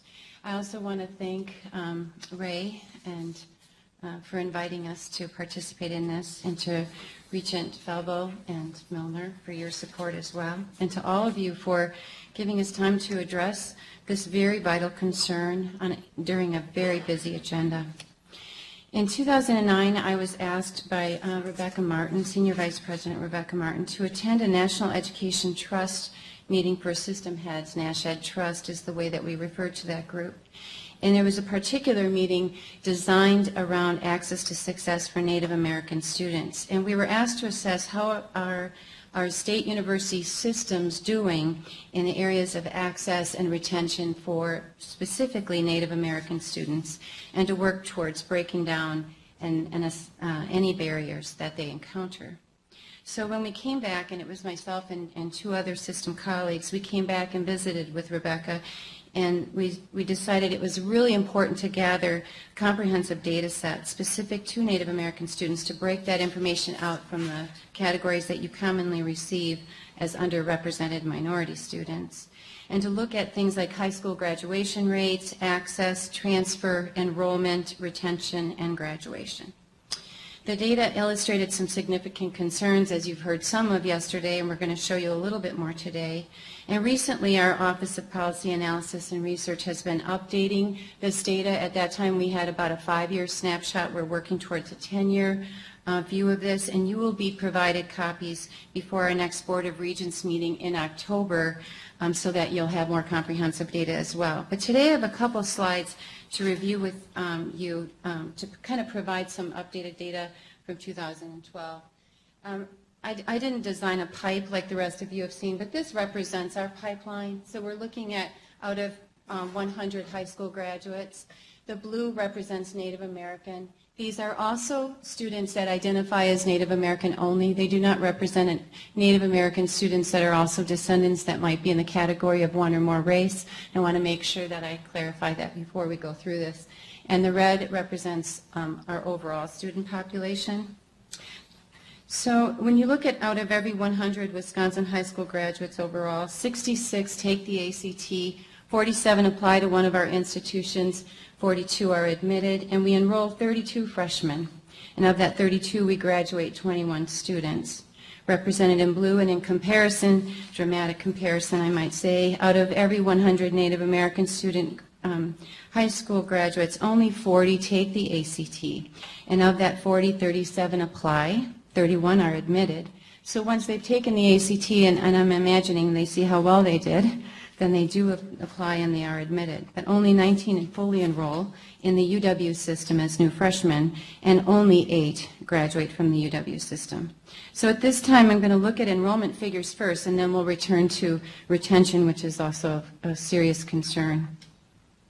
The enrollment data, we broke this out a little bit more, and then you're going to have another slide that kind of talks about where did the students go, since we see they're not overwhelmingly coming here. And as we look at that enrollment data, out of 156,446 students overall, 20,824 of them, which is 13.3%, are considered students of color. Only 679, which is 0.4%, are Native American. Having said that, please understand Native American students are going to college. Fewer of them are enrolling in the UW system. So then you have to ask yourself, where are they going? So as you can see from this slide, and this is kind of breaking it out in percentages, but I'm going to again give you some of the more specific data. The majority of the students are attending the Wisconsin Technical College system here in Wisconsin, and then after that the tribal colleges when we combine the two tribal colleges together. Within the UW system, 77 are enrolled at the UW colleges, 602 are enrolled at all of our four-year granting institutions, including Madison and Milwaukee. And that's how we get our total of 679. Whereas in the Wisconsin Technical Colleges system, there are 1,249 enrolled, and in the tribal colleges combined, there are 676. So we're doing about as well as the two small tribal colleges that we have. For those of you that don't know, the highest, about the college, tribal colleges, the College of Menominee Nation and the Lakota Ray Community Ojibwe College is what I'm referring to. So once we have enrolled students, the next level of concern, and I think this is very, very important to consider, is that we're looking at retention rates. So what happens is within the first year to two, we lose most of the students at that point. For those students that stay beyond that first or second year, we're already doing better. But 67.2% is where we are in retention between year 1 and 2. For freshmen anyway, this does not always reflect a body of students, Native American students that are adult returning students as well. So having shared some things about the data, and again, you will have a much more comprehensive package, I want to tell you a little bit more about the Wisconsin Task Force for Access to Success for Native American Students that we organized when we came back from NASHED Trust, because numbers really only tell part of the story. And earlier, as part of our effort with NASHED Trust, we organized a statewide system meeting, and we asked for teams from the UW system, and most of them participated. And we spent time trying to break down what are the concerns and what are the barriers that they know about, that they're experiencing in working with Native American students and their campuses. And following that first meeting, then Senior Vice President Mark Nook and I traveled across the UW system and hosted small listening sessions in which Ed participated in some of those, where we were trying to learn a little bit more on the ground from the people on the campuses to be able to talk with students, faculty, staff, and also members of the Wisconsin Indian Education Association, the Wisconsin Indian Education Directors, leaders and staff from the tribal colleges, and members overall from the Great Lakes Intertribal Council. And we learned quite a few things that lead up to a body of recommendations that we're going to make today. So one of the first recommendations is access, and I think we've already explained that from the numbers, but that we need to build relationships with the Wisconsin tribal nations. A colleague of mine this week, Forrest Brooks, said to me, "Levon, remember, teaching is a sacred trust." And when we send our students to you, we are trusting you with them and their success. And when I think about it from a recruitment standpoint, without those critical relationships with the tribal nations, we have not assured them that when they send their students to us, that we will honor that sacred trust. So improving recruitment efforts by building those nation relationships is very important. But also they identified supporting pre-college programs targeted for Native American youth. One program they mentioned success with, for example, was the People program. They also recommended earlier recruitment. I think if we wait until late middle school or high school, it's too late. And I think we saw yesterday in some of the video from Oshkosh where they had, for example, with STEM, where they're working with younger children using high school students as peers. And I think the similar type of program would be very effective here. Transfer. The notion of transfer, building the relationship with tribal colleges for seamless transfer and exploring 30-credit transfer. When we got involved recently in organizing and developing our system to meet the mandate for 30-credit transfer between the UW system and the Wisconsin technical colleges, we did not invite the tribal colleges to the table at that time, and I think that they would be very interested. Now, we've had some sample experiences that I know that we're looking at with the College of Menominee Nation, but we would recommend that we explore and invite that opportunity with both of our tribal colleges. They do have some existing articulation agreements that are very successful with our campuses. We are doing some very good work that way, and so I think we can build on those as well. The other area is admission. One of the things that's not considered necessarily or obvious to people is that part of the language and cultural restoration effort in the Wisconsin Nations is the building and the restoration of indigenous language. And some of the language and the cultural practices, many being oral practices, have been lost due to some of the historical efforts that obviously the boarding school movement, the removal movement, some of those other things that Ed was referring to that have happened to the tribal nations. So I think it's important to recognize and value that they have been real involved in assisting their students to learn indigenous languages, and some of our institutions are offering those indigenous languages, but exploring about accepting those languages in as part of foreign language credit in the same way that we would accept Spanish or French or Swedish or Zulu. I think another one would be to, clearly this was probably maybe the most critical, was to improve campus climate. Because once we have students, it's important to recognize that they do experience cultural differences, they experience racial conflicts targeted at them, not unlike some of our other underrepresented students, and preparing for that. Conducting campus-wide climate studies and needs assessments would help us to understand that better. And then the last one is Act 31 compliance. I'm not sure how familiar this board is, and I don't have the time today to really talk too much about Act 31, but redesigning the curriculum and pedagogy around Act 31 and the teacher education programs, and in working more closely with the DPI around the compliance with Act 31. So I think that that's an important thing to consider.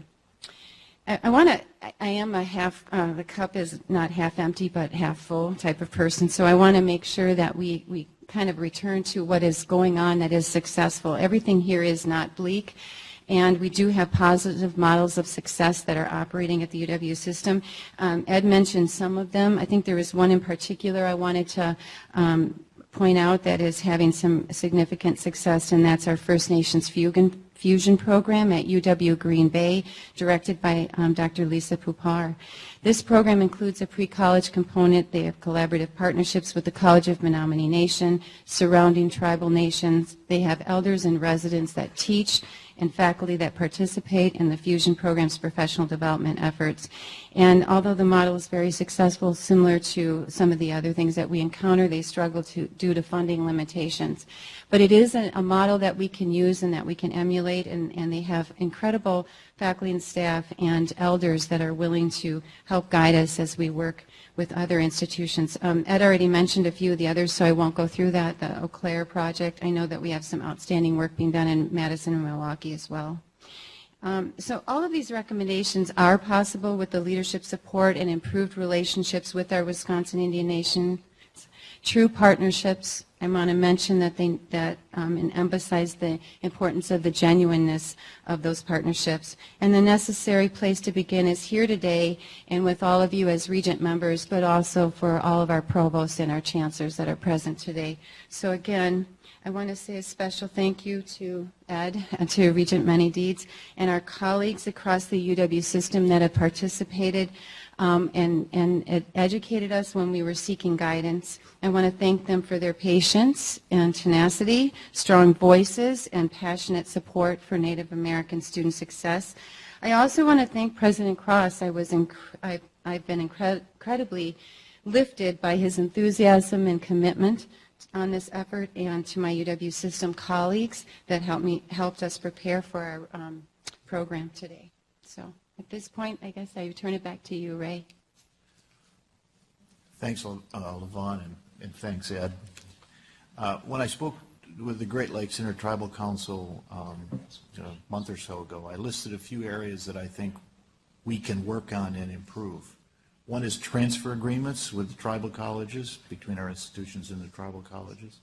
The second is improving the student services specifically designed to serve that population. A third is deepening our partnership with the Wisconsin Indian Education Association. We have a partnership with them, and LaVon does some of that, but I think we can deepen that. And the issue of affordability came up in our discussion. How can we make it more affordable for that population? And I don't have answers, but I want us to be sensitive to that and work on that issue. And a partnership with the Wisconsin tribal nations is more about student success in higher education than just about anything. And of course that leads us, it's true with a lot of other things, but that leads us to some priorities we have. But what I discovered in meeting with the Great Lakes Intertribal Council was that they have exactly the same priorities, no different than ours. And how can we help them achieve that? They're going to come and address and meet with us at our meeting in October at Stevens Point. And I appreciated Ed's challenge to us to make them feel totally at home. So before I open it up for questions, Mr. President, I hope we will all work more aggressively to improve our outreach to this community, our support for the actions and efforts we put into this, and our success in serving the Native Americans of Wisconsin. That's my goal. Thank you. Thank you. Questions, comments? Jose? Not as much a question as really more of an observation and comment. First of all, I'd like to thank Ed for the leadership that he has taken on this on behalf of the Regents, and I understand both of your own personal desire for this. One of the things that I found very appropriate and resonated very clearly with me in your statements, Ed, was the history of your family and the reminder to us that as much as a country, and I think even in this state and everywhere, we keep talking about these things are not happening today. This is not recent, that we as a country have progressed, we have moved. Discrimination is almost non-existent. The treating people differently is almost non-existent. Why do you keep bringing those past happenings up? That you reminded us very clearly that this is not history that has been long ago lived and experienced, that this is very much touching many people, and many people are being touched in these very unfortunate ways even today. And I think that we as Regents need to think that way, that this is not just people talking about something that happened in the past, and that as a country, we are such a great country that we've moved way beyond all of this and quit bothering us with what has happened in the past, because it is not something that happened in the past, and it's still happening today. So I want to thank you for reminding us about that. Thank you, Jose. Regina? I had a couple of questions, but you've answered most of them, but I still have one. Our thanks to Ed goes without saying, but I'd like to thank you, Dr. Cornell Swanson, because you've been doing the heavy lifting for this. So thank you very much for your good work. You talked about the transfer policy. That's the transfer of credit policy. That's very important. You also talked about the Green Bay model. The two questions that I would ask you, and also the unique barriers that happen both at the beginning of the process and between the first and second year. As far as those, that fits very well with the discussion that we had yesterday about different needs of different underrepresented minorities. But what I'd like you to do, just briefly, because I know it's a long and deep subject, is to explain to all of us the unique issue about the boarding school movement, because many people may not understand that. And your experience with your family is relevant, but actually the boarding school issue and how that affects attitudes towards having children go away is even more timely and relevant. So if you would explain just a little bit about that. One of the things that is important to understand is historically what the Indian boarding school movement represented was an effort. It was a national effort to force Native Americans to take their students away and place them in boarding schools to force them to assimilate to what was considered a more civilized culture. And to do that, they were asked to cut their hair, they were asked to wear clothes as European Americans were wearing. They were forced not to use their language. They were asked, they were encouraged to learn the types of lessons in the format in which we would now refer to as Western education model. And they were taken out of communities where the practice and the schooling was of an oral nature. It wasn't around literacy. So part of what impacted those students was they were taken from families, they were taken from their clans, from their tribal nations, and they were not allowed to return home. And so for those students that continue to move forward, there's what we don't understand is how that's a very different type of cultural experience. It has very strong impact on the well-being, and it has definitely impacted the ongoing development of the cultural stories in the native languages. That's why the restoration movement, to try to reclaim those stories, to reclaim the language, and to build the current younger generation so that they're fluent.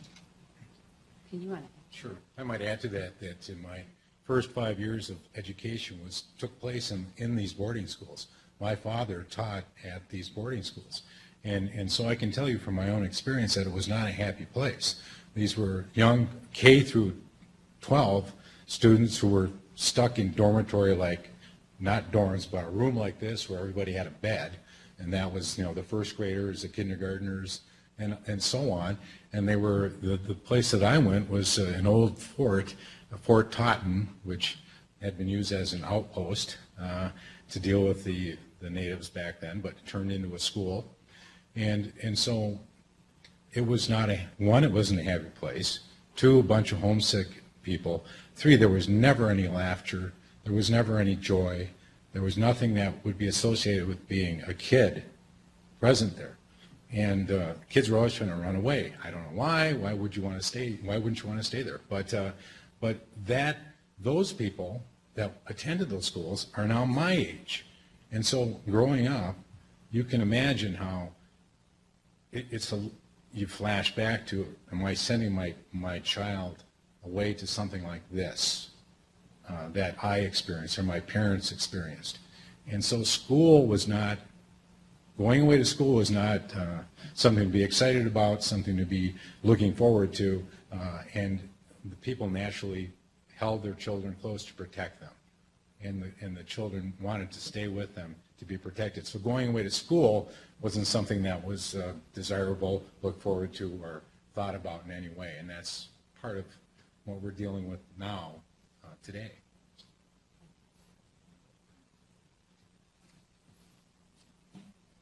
Thank you very much. Okay. Thank you.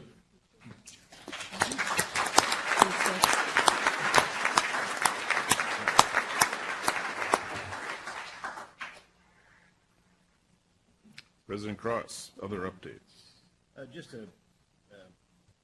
Just a brief follow-up. I met with, and a reception was hosted by the United Way of Dane County and the Madison Urban League and Centro Hispano. We had an evening reception, and I got to know them and talk to a lot of those folks. But the process of reaching out and engaging all of the people of Wisconsin, I think, is a really important agenda for the University of Wisconsin, and doing it in a meaningful way.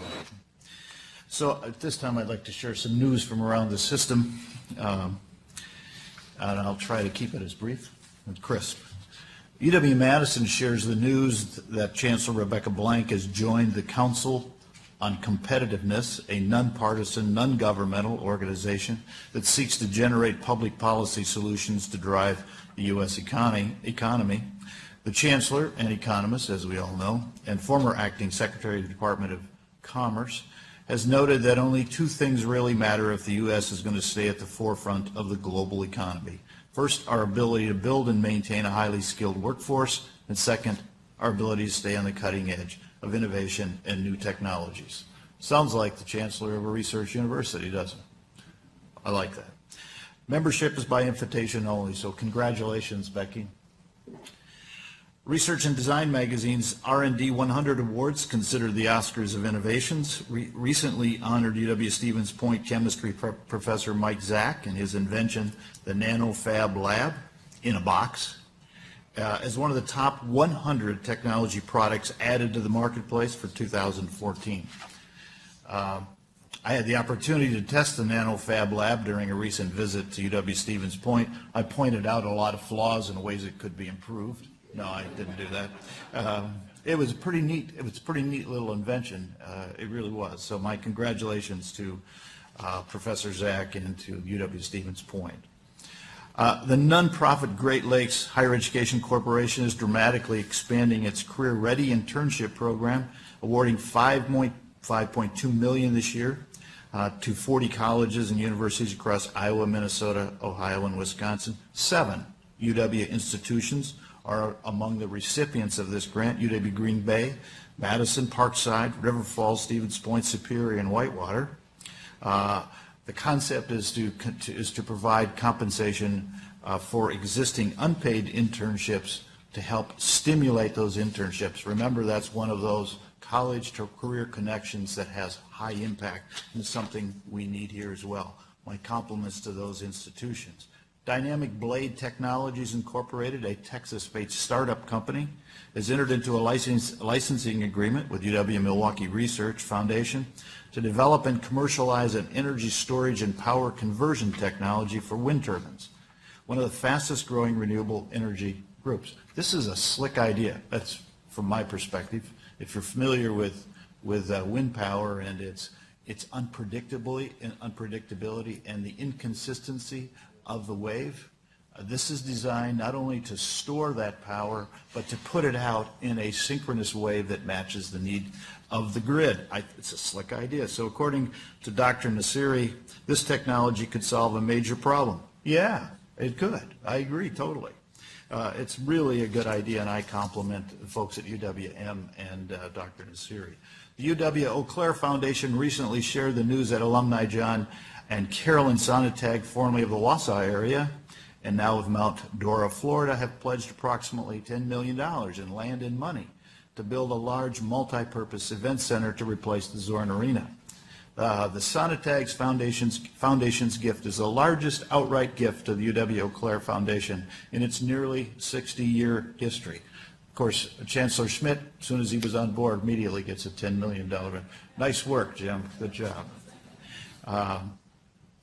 The Oscar Mayer brand has announced a partnership with UW River Falls to focus on animal welfare issues. The program will train the next generation of animal welfare leaders, including farmers, scientists, processors, and veterinarians. The goal is to find solutions that are right for the environment and animals and sustainable for employers and their farm families. The 3-year partnership names Kurt Vogel, Assistant Professor of Animal Science at UW River Falls, the Kraft Foods Oscar Mayer Faculty Scholar. The symbol is a wiener. No, that's not true either. For 6 weeks this summer, 25 young leaders from Africa lived and studied at UW-Stout, absorbing everything they could about business, entrepreneurship, and the American culture. It was part of President Obama's Young African Leaders Initiative, which brought about 500 leaders overall to 20 universities around the country. This young man, Underwear from Malawi, was singled out by Obama in his address at the start of the town hall event. At his home in Africa, he builds generators from scrap metal, and in the United States, from scrap metal. Now think about that for a minute, and uses water power from streams to help farmers irrigate their crops and provide light in homes at night. That's pretty slick. It was a forward-thinking, positive experience, summed up UW-Stout professor Mark Fenton, who led the Young African Leaders Initiative on the campus. Nice work, UW-Stout. I know that happened before you got there, Chancellor Meyer, but you can take credit for it, right? Already a national leader in the number of students who study abroad, UW-La-Crosse recently joined an initiative that aims to boost UWL numbers by 40% over the next 5 years, and they have a number of ways they're going to do that. But it's important to note that the university is ranked 30th in the nation within its institutional type for the number of students studying abroad during the 2011-2012 academic year, the highest of all UW system schools. This too, studying abroad, is another high impact practice. 17% of undergraduate students, almost 1 out of 5, at UWL study abroad through hundreds of programs in nearly 70 countries. Pretty impressive. This summer there are 119 UWL students studying abroad and 10 faculty members leading those experiences. Great program and a nice effort, Joe. Great work. For the 4th consecutive year, UW-Whitewater is the only public university and only state agency named a top workplace in southeast Wisconsin. The regional list compiled by the Milwaukee Journal-Sentinel ranks public and private organizations based on employee surveys. About 100,000 people were asked questions about company direction, pay, benefits, etc. Obviously, most of those questions were answered by Chancellor Dick Telford. Nice job, Dick. That's a real compliment. And it wasn't just 1 year, it was 4 years in a row. Pretty impressive. UW-Parkside has signed a partnership agreement with Gateway Technical College to offer Wisconsin's first post-baccalaureate teacher licensure program for professional educators specializing in career and technical education and pre-engineering. UW-Parkside has also signed a new guaranteed transfer agreement with UW-Milwaukee. The new technology pathway partnership will provide students with a seamless pathway to degree completion in areas of mechanical and electrical engineering, something that Mark Money, interim chancellor, says will have a vital impact on students interested in pursuing STEM-related careers. Kudos to both campuses and the chancellors there, Chancellor Money and Chancellor Ford. Well, I had the opportunity earlier this month to take in one of Wisconsin's finest traditions, the State Fair. And I'm pleased to tell you that the cream puffs taste about the same. I can certify that. But along with the cream puffs, the cows, and the carnival rides, UW's systems commitment to educational opportunity, research, and statewide outreach was on full display. UW-Madison and UW-Milwaukee and UW Extension each had special days at the fair. August 5th was 4-H Day at the fair, and Extension, UW Extension, helped to celebrate the 100th anniversary of 4-H youth development. And I'm also pleased to report that the governor's Blue Ribbon Meat Products auction raised a record $152,000 that will be used for statewide program grants, scholarships for 4-H members, and to help more students participate in this important statewide 4-H program. Kudos to all. Well done. Well, I've had my full of cream puffs for another year, so finally I would like to publicly recognize, and I'm going to ask both of them to stand, Chancellor Dennis Shields and Rob. Is Rob Kramer here? I want to recognize them and honor them and their campus. As you know, I think there were actually 2 tornadoes that hit Platteville earlier this summer. The first one did a lot of damage, but since it happened, the second one is composed of the employees, staff, friends, and the community all around the state. They're fixing and repairing what the first one destroyed, and they're doing it in really an amazing fashion. My compliments to both of you, and we're all proud of what you're doing within the UW system, so kudos.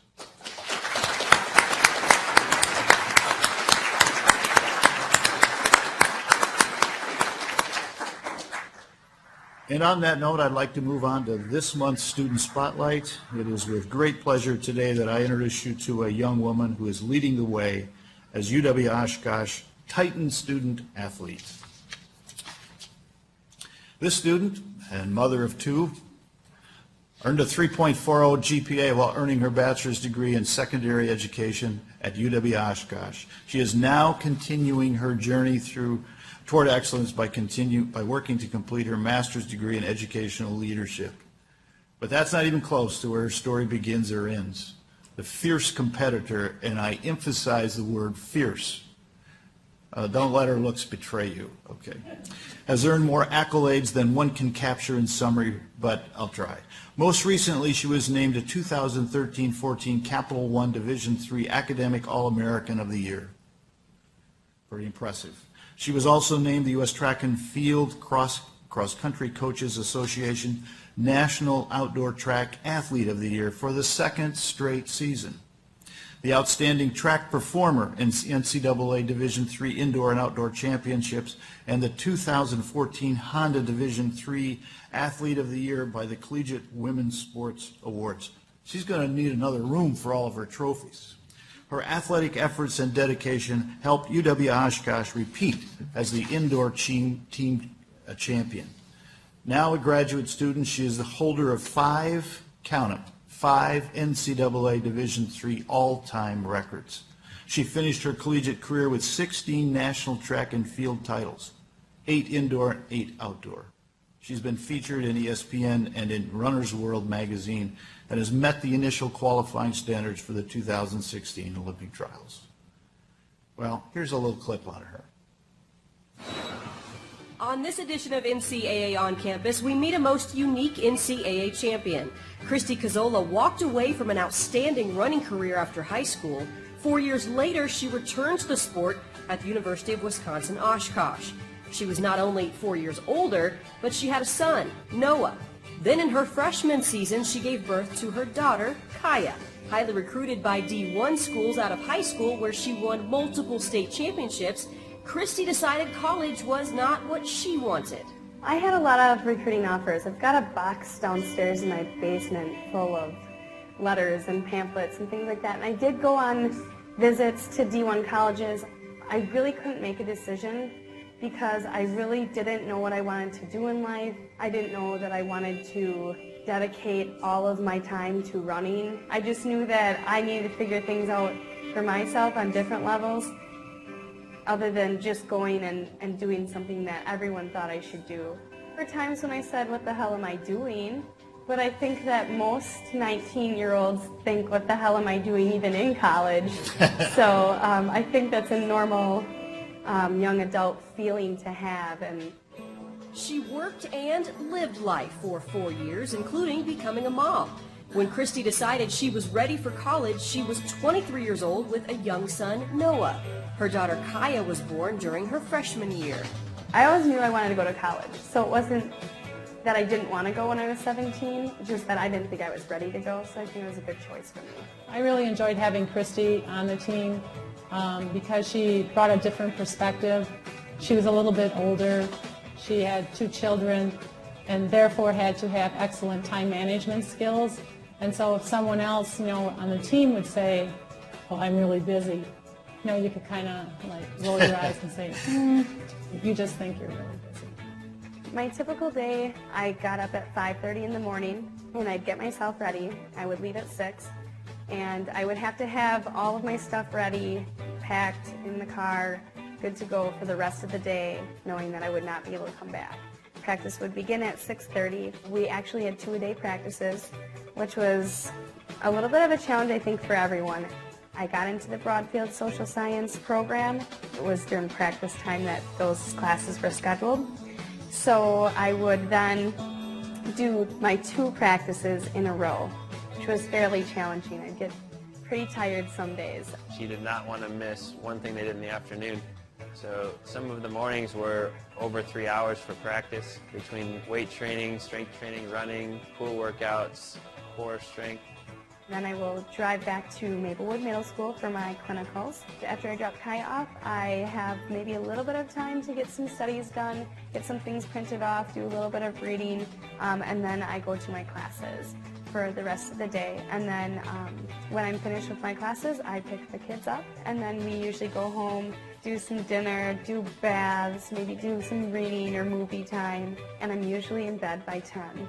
How does she do it all? Now that is the million-dollar question, because I do not know how she does it all. I can't imagine that she sleeps. Whatever her secret is, I want to know, because I want some of that myself. Her partner in this non-stop lifestyle is her fiancé and the father of her children, Shuma, a sushi chef. In case you haven't figured her out yet, Christy is all in. Whether it's running, being a mom, or in the classroom where she has earned academic All-America honors as a secondary education major. To be named Academic All-American was amazing. I love it. I try so hard to balance everything that, to be able to do that academically and perform in the classroom makes me very happy. I think that you need to find your own way to make yourself happy. It's the pursuit in life that we're allotted here in this country, and we're lucky to be able to take our own opportunities.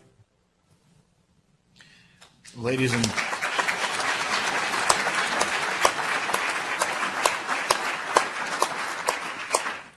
and gentlemen, Christy Kazula. Thank you. As educators, we are ambassadors for equality, and we are representatives for philosophical and ethical orientations. I feel very privileged and honored to be here today, not only as an alumna of UW-Oshkosh, but also as one of its graduate students and as a woman. To be a young woman, speaking among many leaders and representatives, and to be recognized, listened to, and held as credible is proof of another step we, together, take towards equality. There are many societies today around the world, as we know, that do not see women as equals, and they do not take their opinions, ideas, or needs seriously. So to be here today, speaking to people of power, and to be listened to, is a great example of how American society is unique and progressive. Today, being here, listening to the topics here that are important to you, also is a great example of how we are being progressive and addressing those issues. So props to you guys. I'm excited to be here. It's been a really great discussion so far. The University of Wisconsin system is one of the best examples of enriching and empowering people and small communities. When I talk about the UW system to people out of state or with other runners that I've met along the lines or other fans, other parents of runners, as I've traveled through the university, they're suddenly confused. When they hear University of Wisconsin, they typically think Madison. I have to explain to them that there are many Division I schools, many Division II schools, and a lot of Division III schools. It's Division III, of course, that our Wisconsin Interscholastic Athletic Conference, or WIAC, W-I-A-C, is a member of. It is comprised of small Division III schools, and I'm proud to say that mine is UW-Oshkosh. I'm a Titan. As I explain our campuses and our entire system to other people, I describe how it enriches everyone within. We are open to sharing more ideas through our use of interlibrary loans, which was really useful to me. And it was really amazing just to be able to request that high-level expert information written not only by professors, but student dissertations were available as well. So that's just one tiny example of how our system creates a value that goes beyond an individual institution. It's an honor to be part of this system because when we step back and look at it as a whole, we can see that it empowers specifically our small Division III schools and the Wisconsin Intercollegiate Athletic Conference. The UW Division III schools give so many young people an opportunity to continue to do what they love in sport. Without it, these students would not be practicing their sport and their passions. They would not have the opportunity to learn that critical decision-making of prioritization.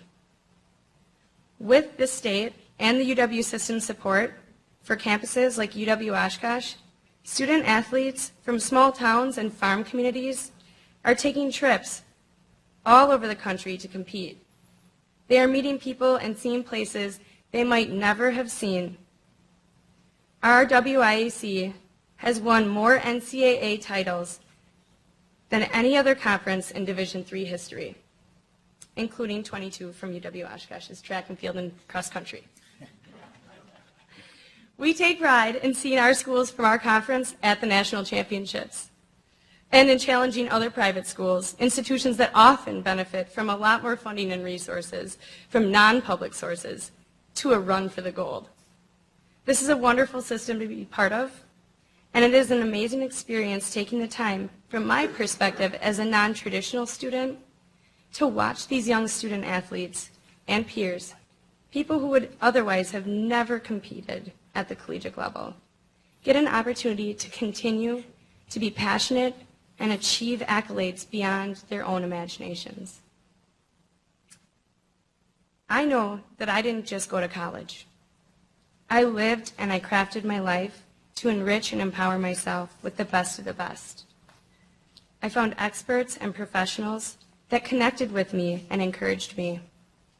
They believed in me and supported me on my journey. I was able to make a self that I would not have imagined in 2008 when I first stepped foot on this campus. I'm forever grateful to the people, the faculty, the administrators, and this system for who I've become today. Thank you.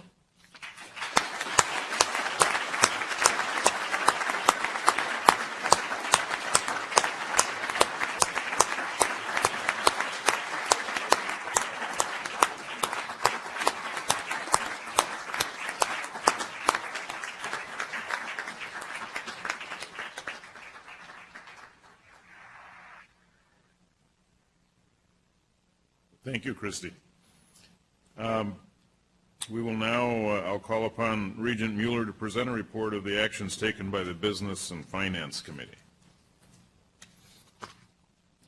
Thank you, Mr. President. The committee met yesterday and approved the minutes of the June 5th meeting and considered 3 contracts involving UW-Madison. The first was an amended agreement with Crown Castle to improve cellular coverage in areas around the Madison campus, including the Wisconsin Institutes for Medical Research and both student unions. The second contract is between the UW-Madison Department of Ophthalmology and a company called INC Research. This agreement will allow photographs to be taken, certifications, image grading, quality analysis, and so on. The current value of the contract is over $1 million, $1.16 million. And the third contract is also with the UW-Madison Department of Ophthalmology and Visual Sciences with CKB Company to provide similar services. The value of that contract is $750,000. And we noted that both contracts have 4% annual rates of increase built into the contracts, a very good thing. The committee also approved a request from UW Medical Foundation to waive a 60-day notice requirement regarding its intent to create or invest in other business entities. The UW Medical Foundation has given notice of its intent to create a new entity to replace the organization currently operating as University Healthcare. The board has no approval authority over this decision, but the foundation is bound by a 1995 agreement with the board to provide the notice stated. There are a lot of changes that are occurring with University Healthcare, Inc., and we'll hear more about them in the months ahead. We then heard from the man of the hour, Chancellor Rick Wells, about how he has managed in challenging times, and heard a great deal about the analytical process that this university has taken to first identify cuts or reallocations that need to be made, and then his attempts, successful attempts, to redirect that money to general education programs, to a new program to provide paid student internships, and most importantly, to faculty and staff salaries. They're using a very highly analytical approach involving regression analysis of data in performing its salary review, and they're very pleased with their results. We heard from Executive Vice President David Miller on 2 reports. One was the quarterly report of gifts, grants, and contracts that involved the entire fiscal year 2013-14, and the total amount awarded was $1.4 billion. But there was good news and bad news. The federal awards actually increased by $32 million, which was much a positive. When I started on the board a year ago, we heard that sequestration and other cuts might reduce the amount of federal funding we received, or pledged, but that wasn't the case. But the bad news is that non-federal awards have declined. We also heard from David on large and vital IT projects, a requirement that is necessary for the largest and most vital and costly of our projects to be noticed and followed. There are 3 projects in place, one at UW College as an extension and 2 at UW-Milwaukee, and I'm pleased to report on David's behalf that all are on target with respect to schedule, scope, and budget. And finally, we heard from Platteville Chief Business Officer Rob Kramer on UW-Platteville's efforts to operate more effectively and efficiently, and he highlighted their efforts working with consultants and with their own staff in several areas, including student recruitment, energy efficiency, IT, and classroom utilization. Notably, I think Rob Kramer noted that the chief business officers regularly share the lessons that they've learned from these economy and efficiency type audits and work. So with that, Mr. President, on behalf of the Business and Finance Committee, I now move adoption of 3 resolutions, Resolution 1 to A, C, D, E, and I.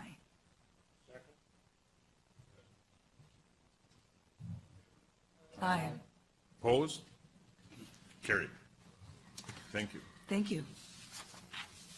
We will move on to the, hang on here. The Audit Committee, Regent Whitburn. The Audit Committee was joined by our new Chief Audit Executive, Lori Sturtz, for the first time. Steve Wildeck, a former Interim Vice President for Finance, led a discussion of 2 reports issued by the LAB earlier this year. The published reports provided recommendations around the HRS and UW system processing of payroll and benefits. The system was required to report to the Legislative Audit Committee on or before July 1st on the status of resolution of 11 issues that have been highlighted in their review. Steve Wildeck focused on 2 of the most important items in this July 1st report. In February of this year, a security and internal control project was launched.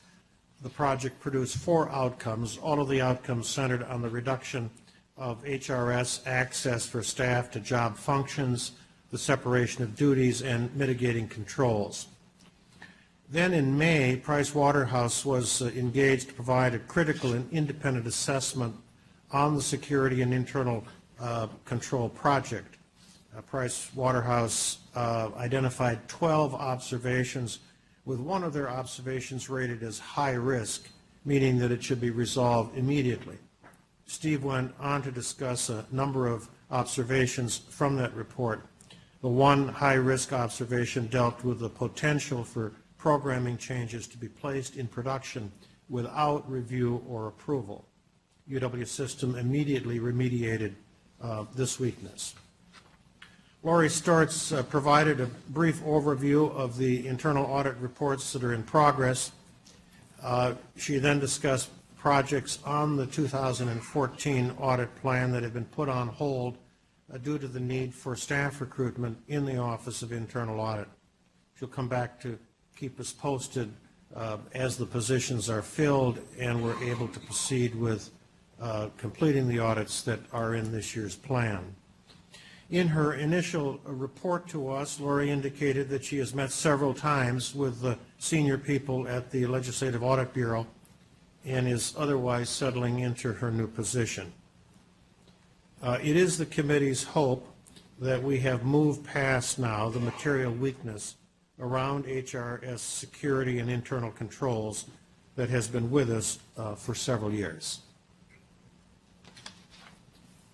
Thank you. Report of the actions taken by the Capital Planning and Budget Committee, Regent Many-Deeds. Thank you, President Falvo. I'll turn my mic on. The Capital Planning and Budget Committee unanimously approved the minutes of the June 2014 committee meeting, and then we considered resolutions 1.3C brought by UW-La Crosse requesting authority to construct the parking ramp Phase 2 project. This project will construct 2 additional levels, providing 382 stalls onto the existing parking ramp that was built in 2013. This is necessary to replace parking that was lost to the construction of a satellite chiller plant and a future new residence hall. Resolution 1.3D, brought by UW-Platteville, requested authority to increase the budget and construct resident hall renovation Phase 1 project. This project will renovate Dobson and Melcher residence halls. Both of these were built in the 60s. Both need upgrading to electrical, plumbing, lighting, telecommunications, and interior finishes throughout. They also have fire sprinkling systems and accessibility upgrades to be included. The project's budget was increased by a cost escalation due to a year's delay in the start of construction and changes for Dobson Hall that included an additional elevator to create full accessibility resident hall in the central portion of the campus. Resolution 1.3E was brought by the UW system, requesting authority to construct 4 all-agency maintenance and repair projects for a total estimated cost of $3.2 million at Stevens Point and at 2 UW College campuses. Those resolutions were all passed unanimously by the committee. The committee then heard from UW-Oshkosh, our host campus, a presentation on comprehensive campus development that informed us of the campus's recent capital projects and future capital plans. We also heard from UW-River Falls, a presentation promoting student and community engagement with improved farm facilities that updated the committee on future plans for farm facilities on that campus and addresses the farm master plan. Associate Vice President Alex Rowe reported on the June and August Building Commission actions and updated the committee on potential sale of state-owned heating plants. She also briefly summarized the damage at UW-Platteville. We're going to have a presentation about that, but before we do that, I would ask that we approve resolutions 1.3C, 1.3D, and 1.3E.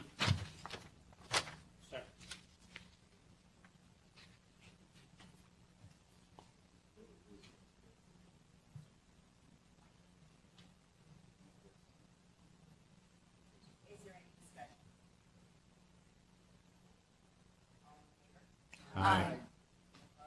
Okay. Now, with that, I ask UW-Platteville Chancellor Shields to provide us with a more extensive account of the damage from the storm this past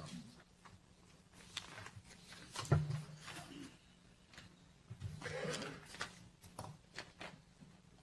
Good morning.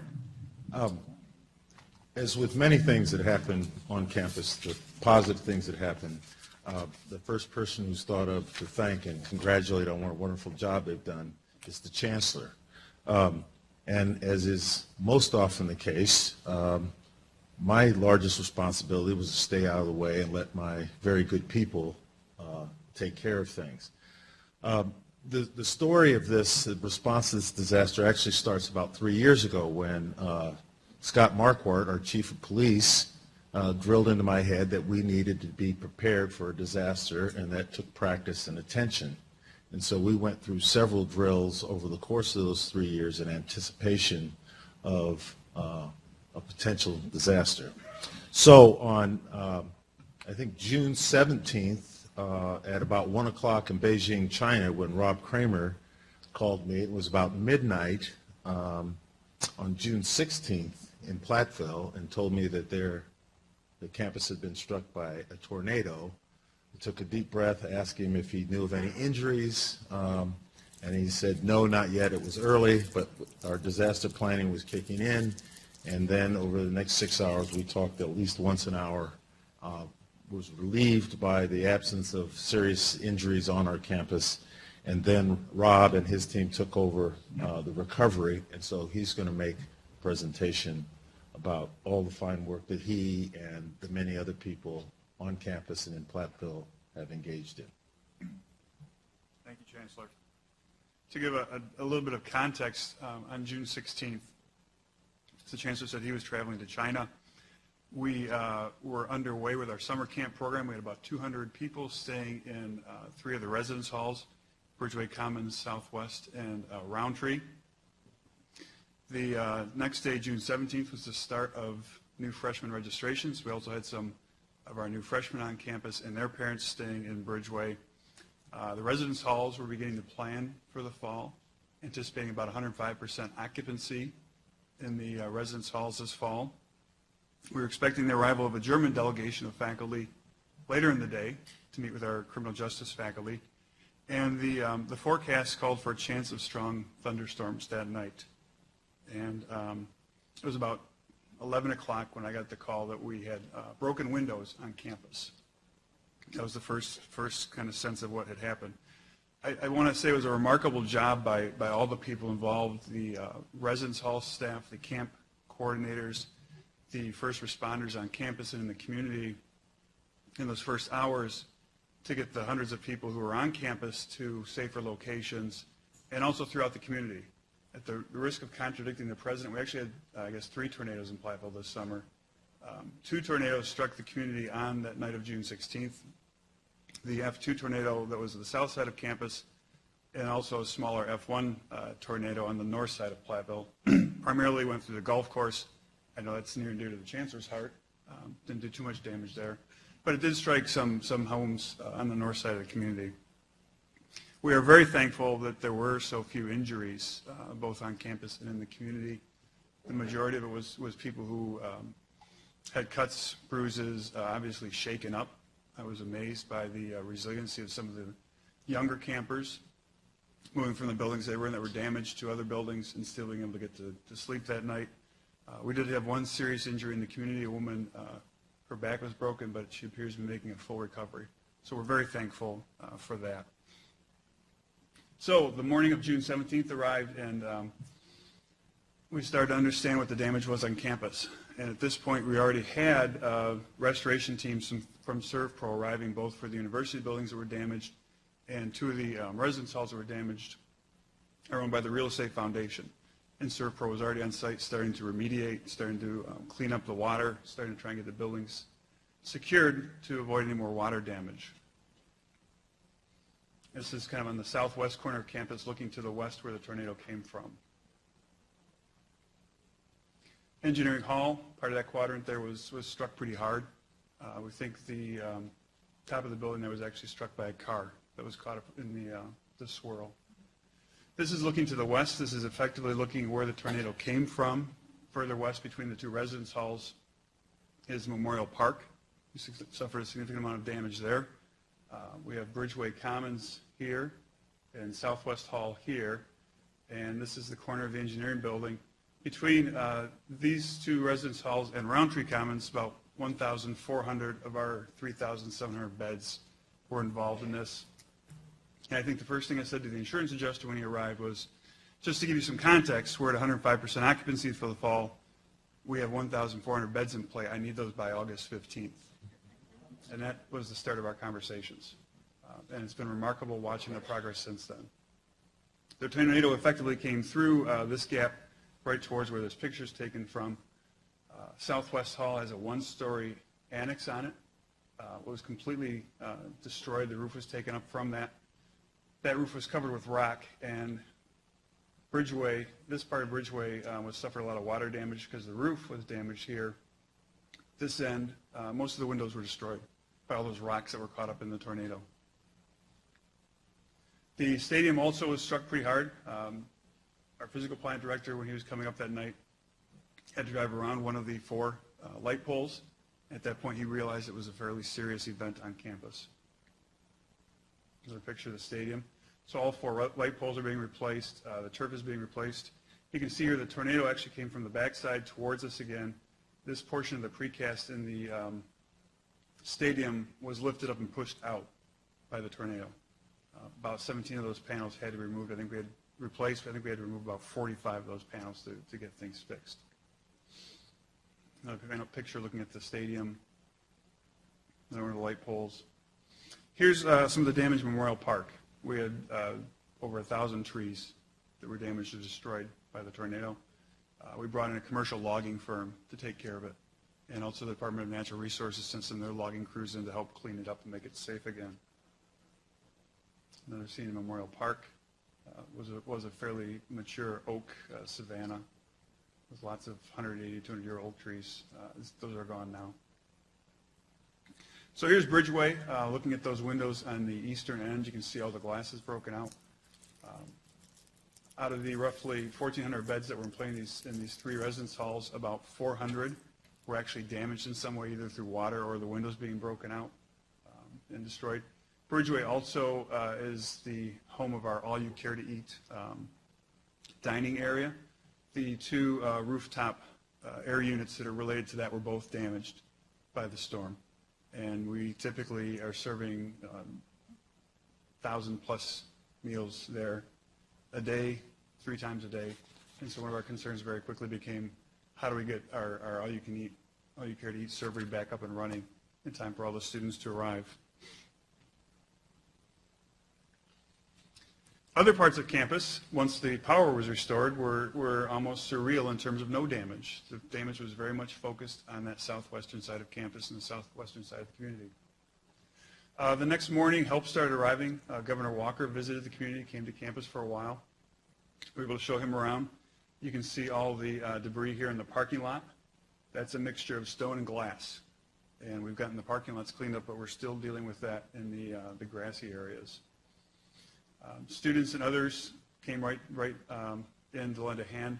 I think we were all very much impressed by the help from all the agencies involved. I think the recovery is a great example of how the systemness can work, President Cross, in terms of Department Administration with the risk management program, had the insurance program all in place. The insurance adjusters were there the next morning right away to start working with us.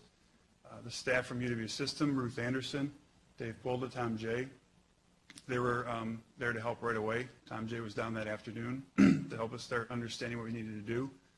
The community response was overwhelming, both on campus to the damage there and in the community. We had a number of UW institutions that sent support to us right away, also lots of other offers. I think we had over 70 regional emergency responders came into the community to help. At one point, they were basically waiting in a couple of the parking lot staging areas to find places to go to.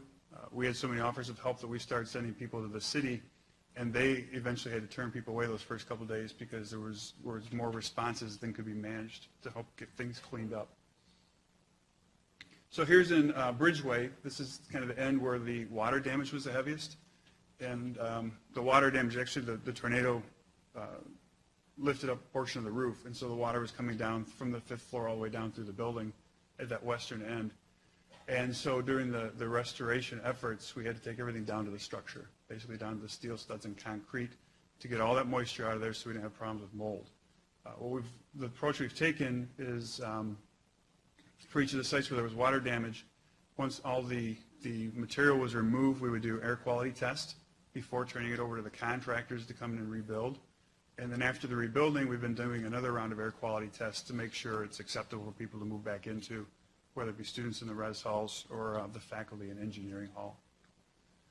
Here's Engineering Hall. The western side of the building was damaged the most heavily. The tornado basically came through the building this way. This was a classroom at the start of the summer. It's now a classroom again, I'm happy to say. But again, it was completely taken down to the structure, and we had to replace all those materials.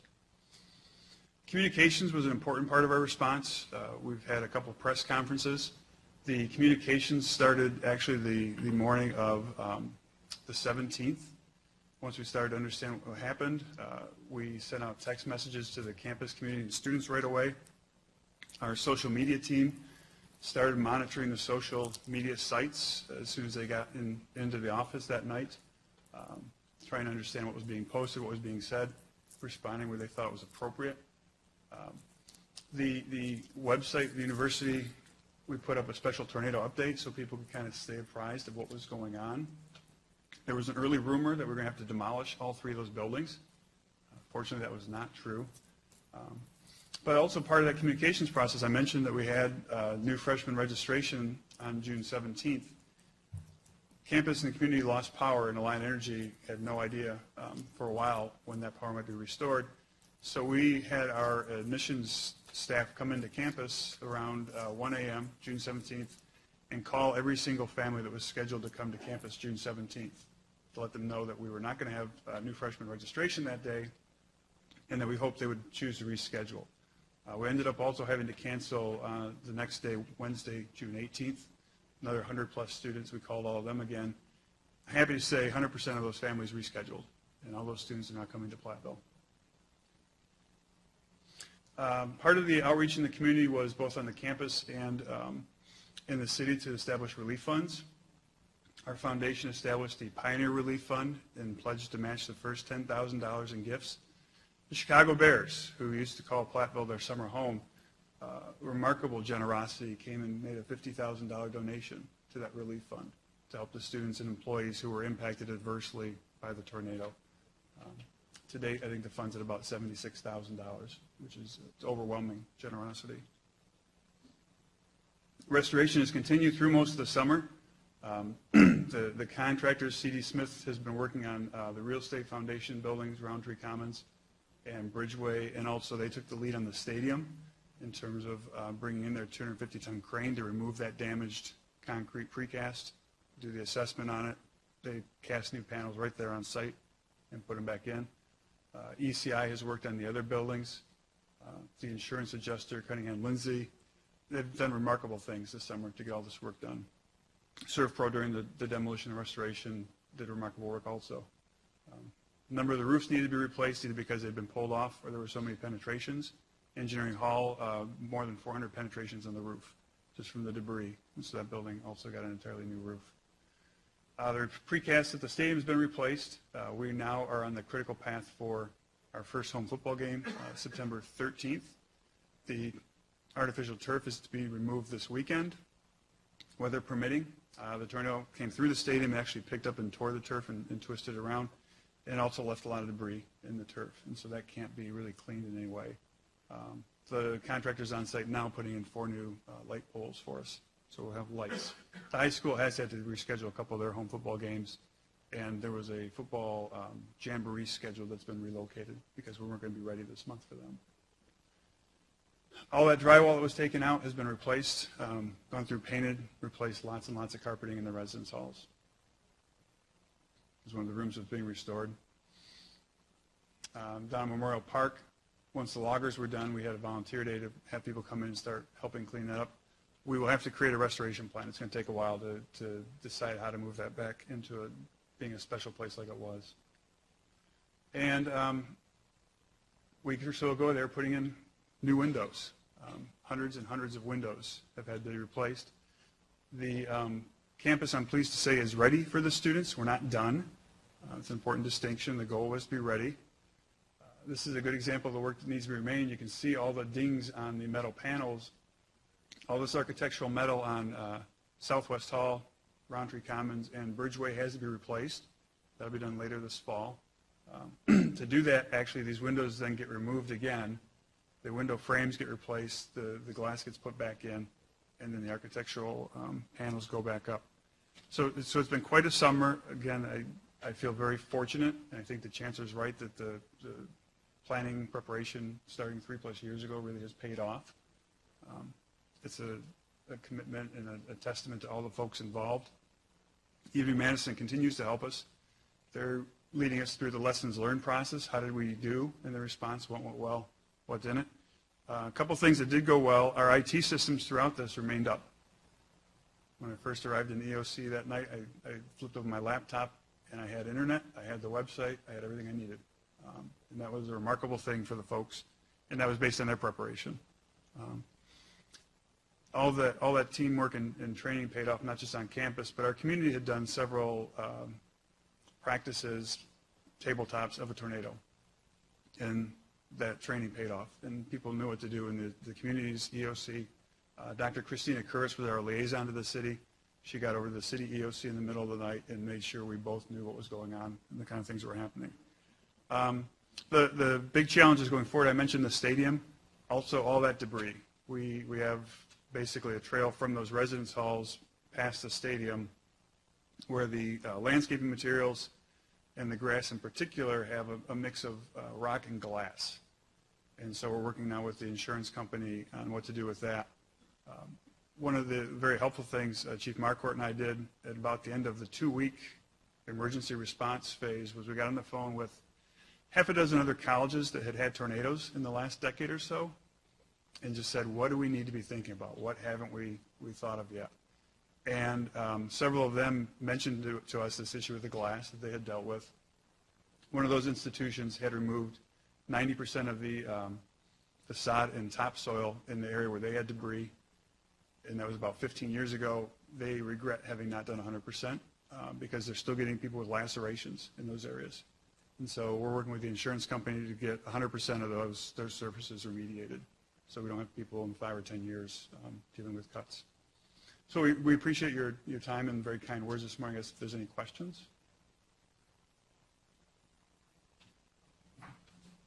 Thank you. Thank you.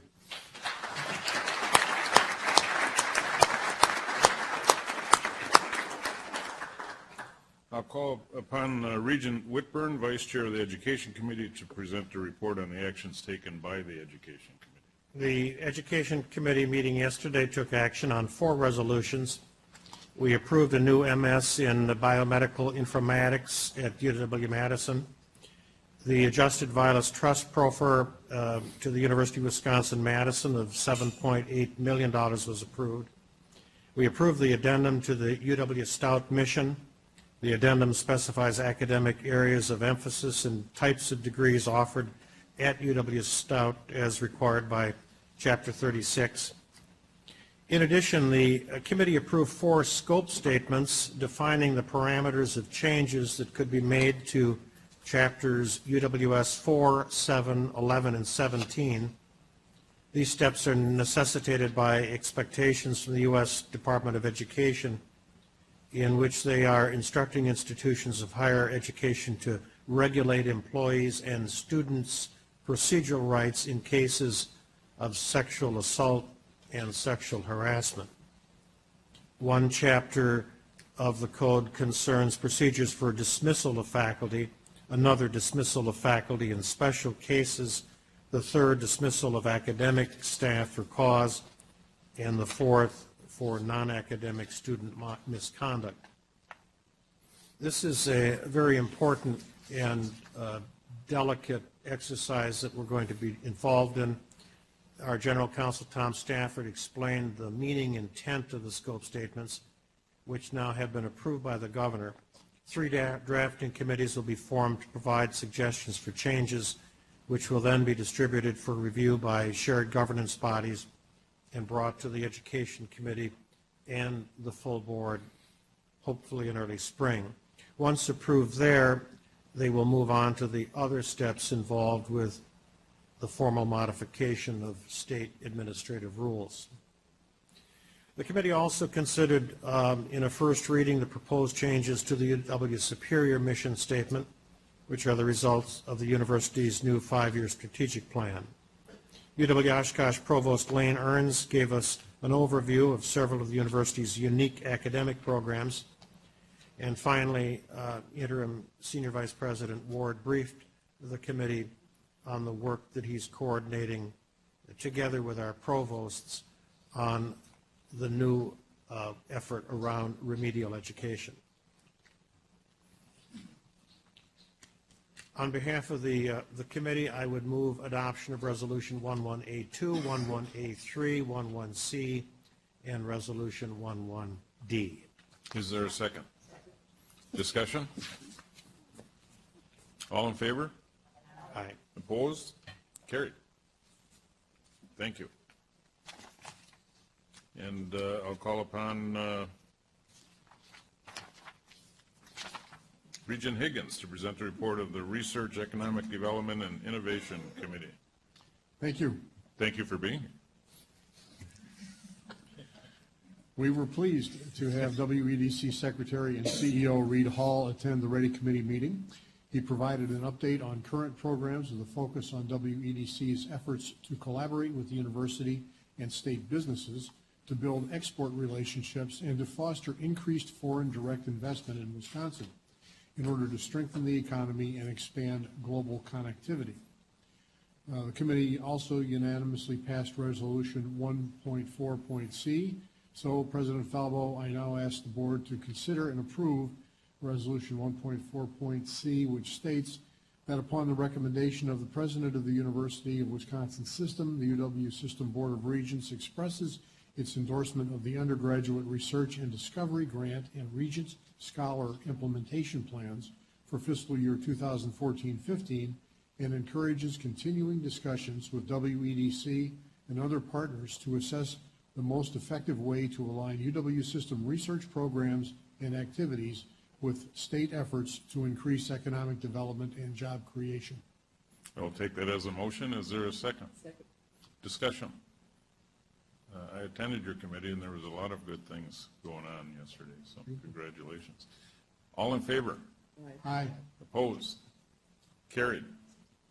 In Finn, Chancellor Rick Wells and Art Rathjen presented several alternative approaches to regional collaborative partnerships that integrate work with expanded academic and experimental learning opportunities for students, and these included UW System Economic Development Incentive Grants, UW-Oshkosh Business Success Center, the Aviation Business Park and Business Accelerator, the Weissman International Student Leadership and Development Program, in partnership with the Best Western Waterfront Hotel.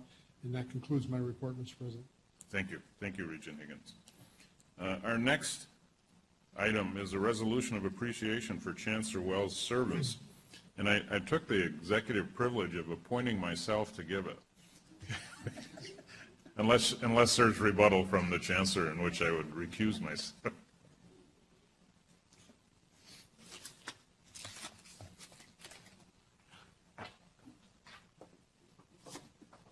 Can you get this from me, please? I'll be right there.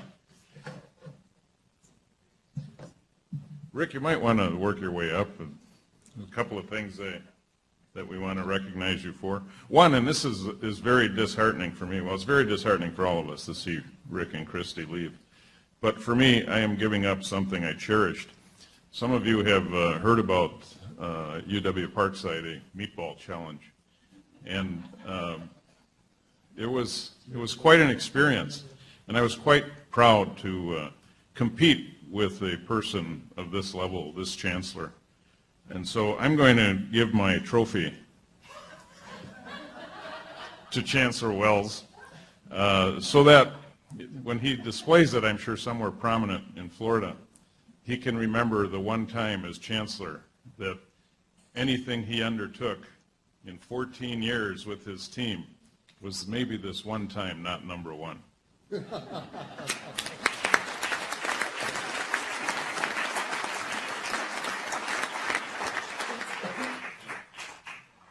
So now it's my honor to present the resolution of appreciation for Chancellor Rick Wells, and thanks to some serendipity between our meeting location this month and Rick's upcoming retirement date, I get to present this resolution right here on his home turf at UW-Oshkosh. Rick has been Chancellor of this fine institution, which is the third largest in the state, for the past 14 years. You've heard that, right, 14 years, but you know how time flies. I'm sure it feels to all of us like it's just been a year or two since Rick and Christy moved here. I don't have to tell this audience that Rick has been an active and engaged chancellor since day one. As a result of his incredible vision, leadership, and energy, he is leaving this institution much stronger than he found it. With exciting partnerships and collaborations between the university and the surrounding community, these partnerships did not happen by accident, but were forged thanks to Rick's goodwill, foresight, collegiality with both internal and external stakeholders of the university. As regents, we could always count on Rick to bring a passionate, well-reasoned, I'm having a hard time with some of these words, but I'll get through it, articulate voice to our discussions and deliberations. Rick, on behalf of my fellow regents, just let me say we are truly going to miss you, your refreshing candidness, and your constant attention to educational excellence and opportunity. Now, within a week or so, you and Christy are going to have a new challenge, how to channel your boundless energy into retirement projects. I've not been successful at this, so I don't know what to tell you. Knowing the two of you, these will have to be plentiful, and I hope Wisconsin and the UW factor into them, even as you call Florida your new home. Without further delay, I will read the resolution of appreciation. Whereas Rick H. Wells has served with distinction for 14 years as the 10th Chancellor of the University of Wisconsin-Oshkosh from 2000 to 2014, and is among the UW system's longest-serving chancellors in this new century. We should have said the longest in the century. Whereas during his tenure, Rick helped nurture nearly annual record growth in both student enrollment and degrees awarded at UW-Oshkosh while carrying out a remarkable expansion and modernization of Wisconsin's third largest university, including transforming general education with the launch of the new University Studies program, all of which strengthen the university's reputation and educational and economic impact in the local community, the New North region, and the state of Wisconsin. And whereas Rick helped UW-Oshkosh implement capital projects that transformed the campus landscape, creatively blending $160 million in state investments with $111 million in program revenue and more than $45 million in donor university private sector partnership investments. Whereas Rick helped commit UW-Oshkosh to a journey that, influenced by the vision and encouragement of students, dedicated faculty and staff members, and the broader region served by the university, earned the institution a national reputation for its commitment to sustainability and green principles in and out of the classroom, with the university committing itself to constantly pursuing EPA LEED building design standards, improving water and energy conservation, reducing pollution, making recycling a standard practice, and integrating sustainability as a facet of the university's studies program. And whereas, under Rick's leadership, the university developed a distinction as a local, regional, and state collaborator and catalyst, exemplified by its work in bringing partnerships together to, one, help from the Northeast Wisconsin Educational Resource Alliance, New Era; two, revitalize UW-Oshkosh College Sports Complex as a shared place of athletic excellence for local K-12 school systems; three, work with the UW-Oshkosh Foundation and other partners to invest $15 million in a revitalized downtown riverfront hotel that we've all enjoyed the past 2 nights, and convention center as a spark for retail job growth, high-impact academic experiences, and campus scholarship revenue. And four, plan and launch 3 innovative biodigesters on campus and at dairy farms large and small, generating renewable energy as well as learning opportunities and new career paths for students. And whereas Rick has served as a pioneer and role model in campus shared governance, helping establish UW-Oshkosh's Classified Staff Advisory Council, now the University Staff Council, to participate in governance at a similar level with the university's Faculty Senate and Senate for Academic Staff. Be it therefore resolved that the Board of Regents of the University of Wisconsin system offers its most sincere gratitude to Chancellor Richard H. Wells for his service and dedication to the University of Wisconsin-Oshkosh and the state of Wisconsin, and wishes him a rewarding, well-deserved retirement. Chancellor.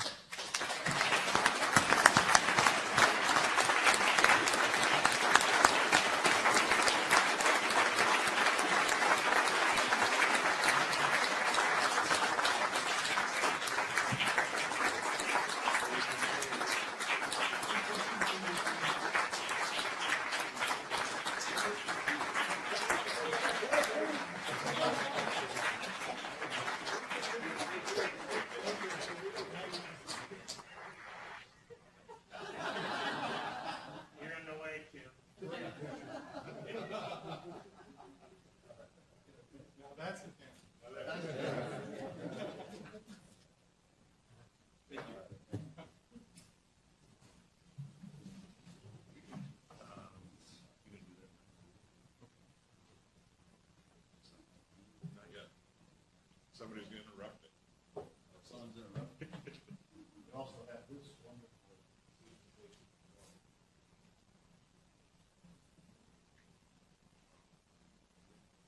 This is for Krista. Oh, it's for Krista.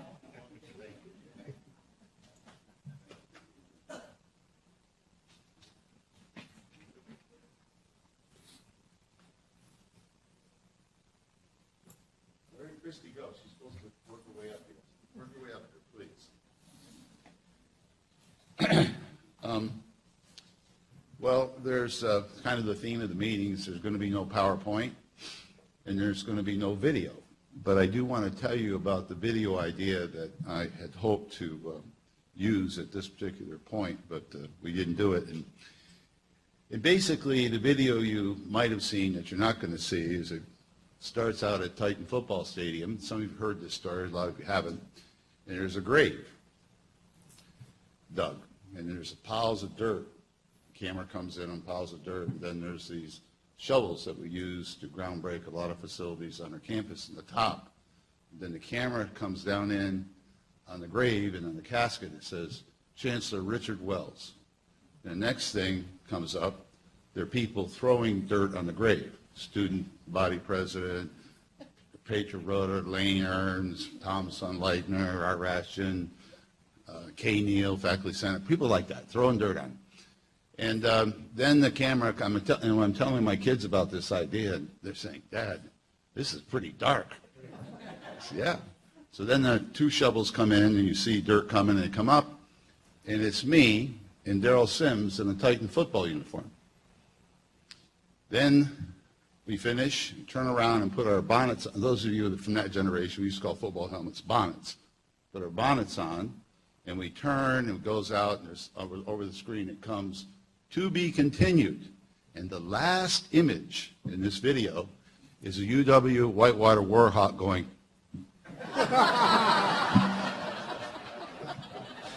so that may be one thing. And you know, I've always been brought up to have a plan B. I had to get you, Dick. I was always brought up to have a plan B, so I got interested in, well, what else might I be doing in consulting? What expertise have I really refined and developed over 40 years of being involved in higher education? And so I decided to look into the phenomenon of for this audience, BS. BS. So I started researching BS. BS consultant. I thought, you know, the way you guys teased me so much over the years, I thought, you know, I'm getting this. I might be pretty good at the BS stuff. And so I ran into this little book by Harry Frankfurt, who's a moral philosopher, emeriti professor from Princeton. And it's this little book, a little kind of, you know, official-looking library reference book, and it's on BS. And so I was reading this book on the way back from Sarasota, Florida, and a woman came and sat in the middle seat, and then another guy next to her, and they were having this wonderful conversation from Sarasota to Atlanta in the airplane. It's only 60 pages, and I also wanted to prove to the faculty I do read occasionally. And this one actually has no pictures in it. So I, you know, finished the book, and the plane lands, and woman gets up and she said, would you help me with my baggage? I said, sure. So I get the baggage, I give it down to her, and she says to me, we're all standing there waiting to get off the plane, and she said, could we ask you a question? And I said, yeah, sure. She said, that's an interesting book that you've got there that you're reading. So she says, could we ask you what you do? So I immediately said, I'm going to tell you, but you better not laugh. And she said, oh, no, what do you do? I said, I'm a university chancellor. They both broke out laughing uncontrollably. So this I wanted to tell you about the particular quote from this. BS is unavoidable whenever circumstances require someone to talk without knowing what he or she is talking about. Thus, the production of BS is stimulated whenever a person's obligation or opportunity to speak about some topic exceeds his or her knowledge of the facts that are relevant to the topic. This discrepancy is common in public life, where people are frequently impelled, whether by their own propensities or by the demands of others, to speak extensively about matters of which they are to some degree ignorant. I've got a career, folks. I got a second career. I really do. In all seriousness, to wrap this up, I do want to provide tremendous thanks for really having a very successful chancellorship, and most importantly now for a successful closing of that chancellorship. I've learned now through personal experience, as hard as it is to open a chancellorship and to implement it in a successful way, in some unique ways, it's even harder to close it because it requires large levels of focus and discipline for which university communities are not nationally known and admired for. But you have to have focus and discipline in closing a chancellorship. And the provosts and the vice chancellors and the faculty senate leaders, university staff leaders, academic staff, student leaders have been phenomenal in working together to make sure we close this chancellorship in an exceptionally positive way. And we're under a great leadership of Interim Chancellor Petra Roeder through what's called the neutral zone, and if any of you are familiar with transition leadership and management, that will set up well for the new beginnings of the next chancellorship. So I want to thank all my colleagues here on campus, first and foremost, for an incredible ride and for really helping me close this chancellorship in a high-quality way. Also, I want to thank UW system colleagues. One of the strategies we had when I first came in is we wanted to be the best like provost or vice chancellor for academic affairs and vice chancellor for business. We wanted all the system colleagues to like those individuals better than any of the other ones in the other campuses. So we really had this strategy to be liked.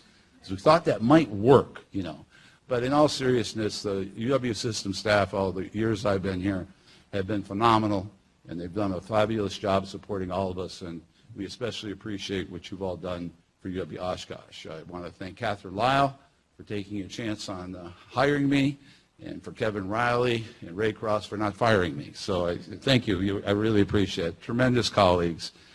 The other chancellors, all the chancellors, I lost count. I think it was 33 or 34 chancellors that have been here in the 14 years that I've been here. And they've been phenomenal. We in this system, on our campuses and our boards, have done phenomenal jobs, in my opinion, recruiting outstanding individuals and people. I think if you don't know this, nationally, our group of chancellors are the envy of the country. Our salaries aren't. Now, come on, let's be fair. But the fact that we respect each other, we hang out with each other at national meetings, it's really not that good. We should go off and go meet other people. Then everyone comes and wants to be with us and do what we're doing and that kind of thing. But they're a great, great group of colleagues, and I'm really going to miss them deeply. And then finally, the Board of Regents. I don't think you all realize how much we appreciate what you do. And I've been here, as I said, 14 years, and I really do wish Chuck was able to be here because I know he'd say the same thing. We see new regents come and go, and we worry sometimes about, as Governor Thompson said, how long it's going to take you to go native. Some of you remember that statement from Governor Thompson. But But it really is a positive thing because you get it really quickly what this jewel, this the state is here at the UW system institutions. And you all bring different perspectives and ideas, and sometimes we frown and sometimes we say, but you just do a positive, tremendous job. And we know how hard the work is and how much it consumes of your lives, particularly in these pretty tumultuous times, and you get no compensation for that. But I really do see in you a sense of pride when you come to our campuses and you see our students and our faculty and the things we're doing, and you as us, that's so much more important than the money you get or you don't get. And we're all blessed to be associated with such a phenomenal set of institutions. And finally, I'd like to ask Christy to join me just for a second. On the other thing we wanted to share with you is as much as we feel good about how much you appreciate the contributions that Christy has provided and I have provided and our children. A real quick story about the one adult child, who's adult child now, but came with us here to Oshkosh as a sophomore, rising sophomore in Oshkosh schools. And this is a little secret. This is really why I got the job. He at that time was a sophomore, rising sophomore in high school, 6'2", 300-pound tackle, was 11th in the country in the junior shot put and so on. And when I came for the interview, did through the interview, Christy and Chris went around town and looked at the schools. We met back at the hotel down there when it was not in very good shape then either. And we started comparing notes, and they had this great experience, and they felt very good about the place. And Christy was freaking out a little bit about Oshkosh North coaches because when she went over there to talk to the principal and see the teachers, and he was very interested in technology and so on, these coaches took him down a hall and didn't come back for an hour. So we go home, and then process goes on, and Catherine calls and offers the job, and this kind of little inside story. I usually consult pretty well with my wife, and she offers me the job on the phone, and I fool her, and I say, okay, I accept it. And Christy said, you're supposed to talk to us first. What'd you do? Go accept that job like that. So the Oshkosh Northwestern does a story. I think it was on a Friday. And the Saturday morning, there were the first 4 or 5 phone calls to the house were for our son.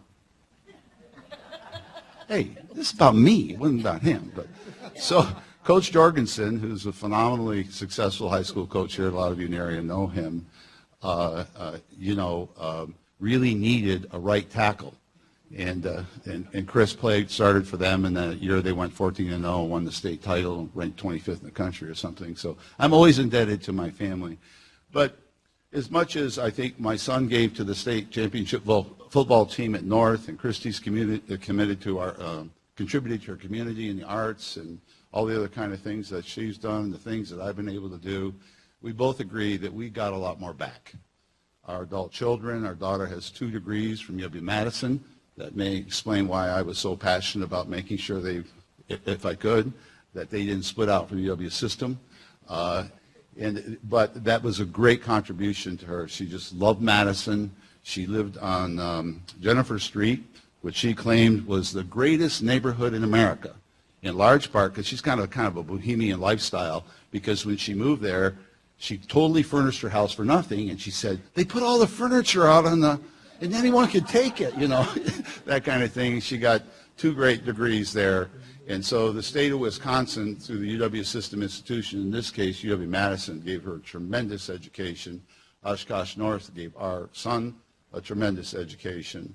And so we have gotten a lot back from you. We have a couple extended family members here who need our help and our community's help, and our community has been phenomenal then.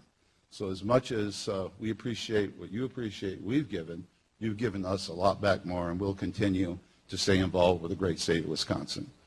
So thank you.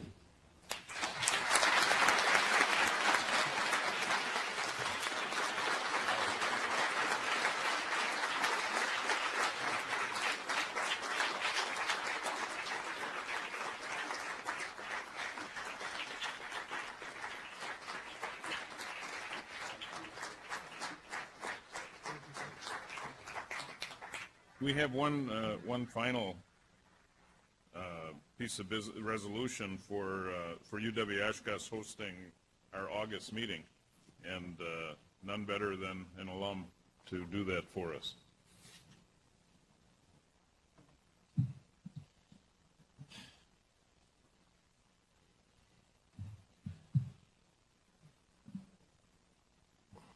I think with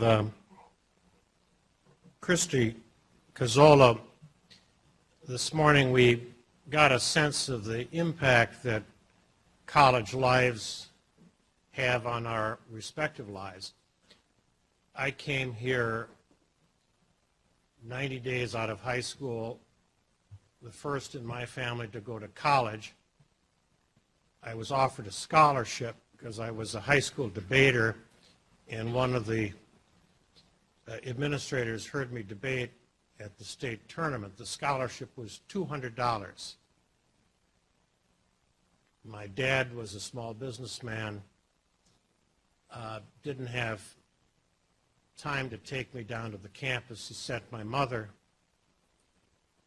who was raised in a broken family in Chicago, wasn't able to finish high school.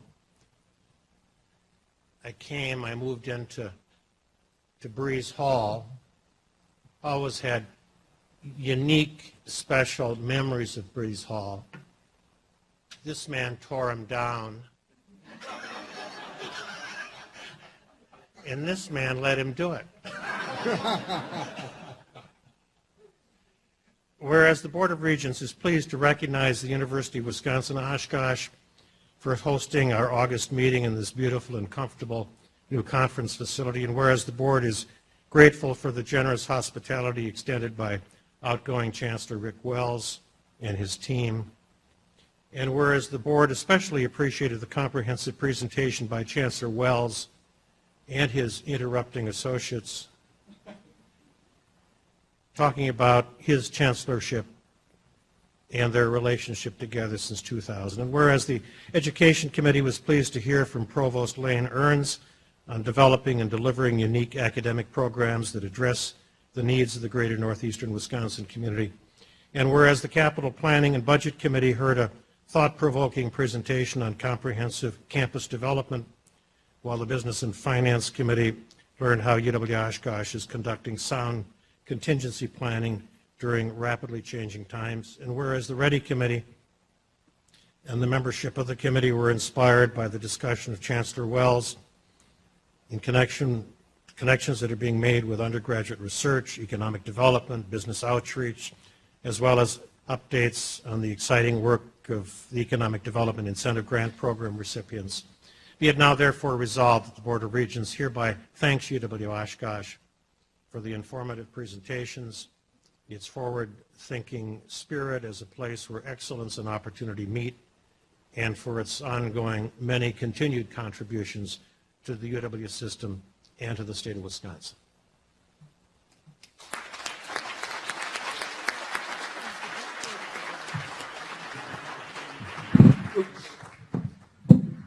Thank you, Jerry. We really appreciate that. I want to add my thanks to all of our staff, particularly the staff that helped get this meeting set up in collaboration with UW system. There are many, many individuals that did that. They're tremendous, and I greatly appreciate how hard they work and how much they care to make sure you had a great setting for this exceptionally important meeting. And I'd like to end where we began, and I would like Steve Wiegert to stand, please. Steve? Steve is part of that team. He's provided unwavering and professional support on all tech fronts for this meeting, which is very, very important. And Steve is the lead AV technician at the Alumni Welcome and Conference Center, and he's a junior here at UW-Oshkosh majoring in information systems. And thank you, Steve, for your great contributions, and we know you're going to have a tremendously successful career. So if we could give him a round of applause, I'd appreciate that.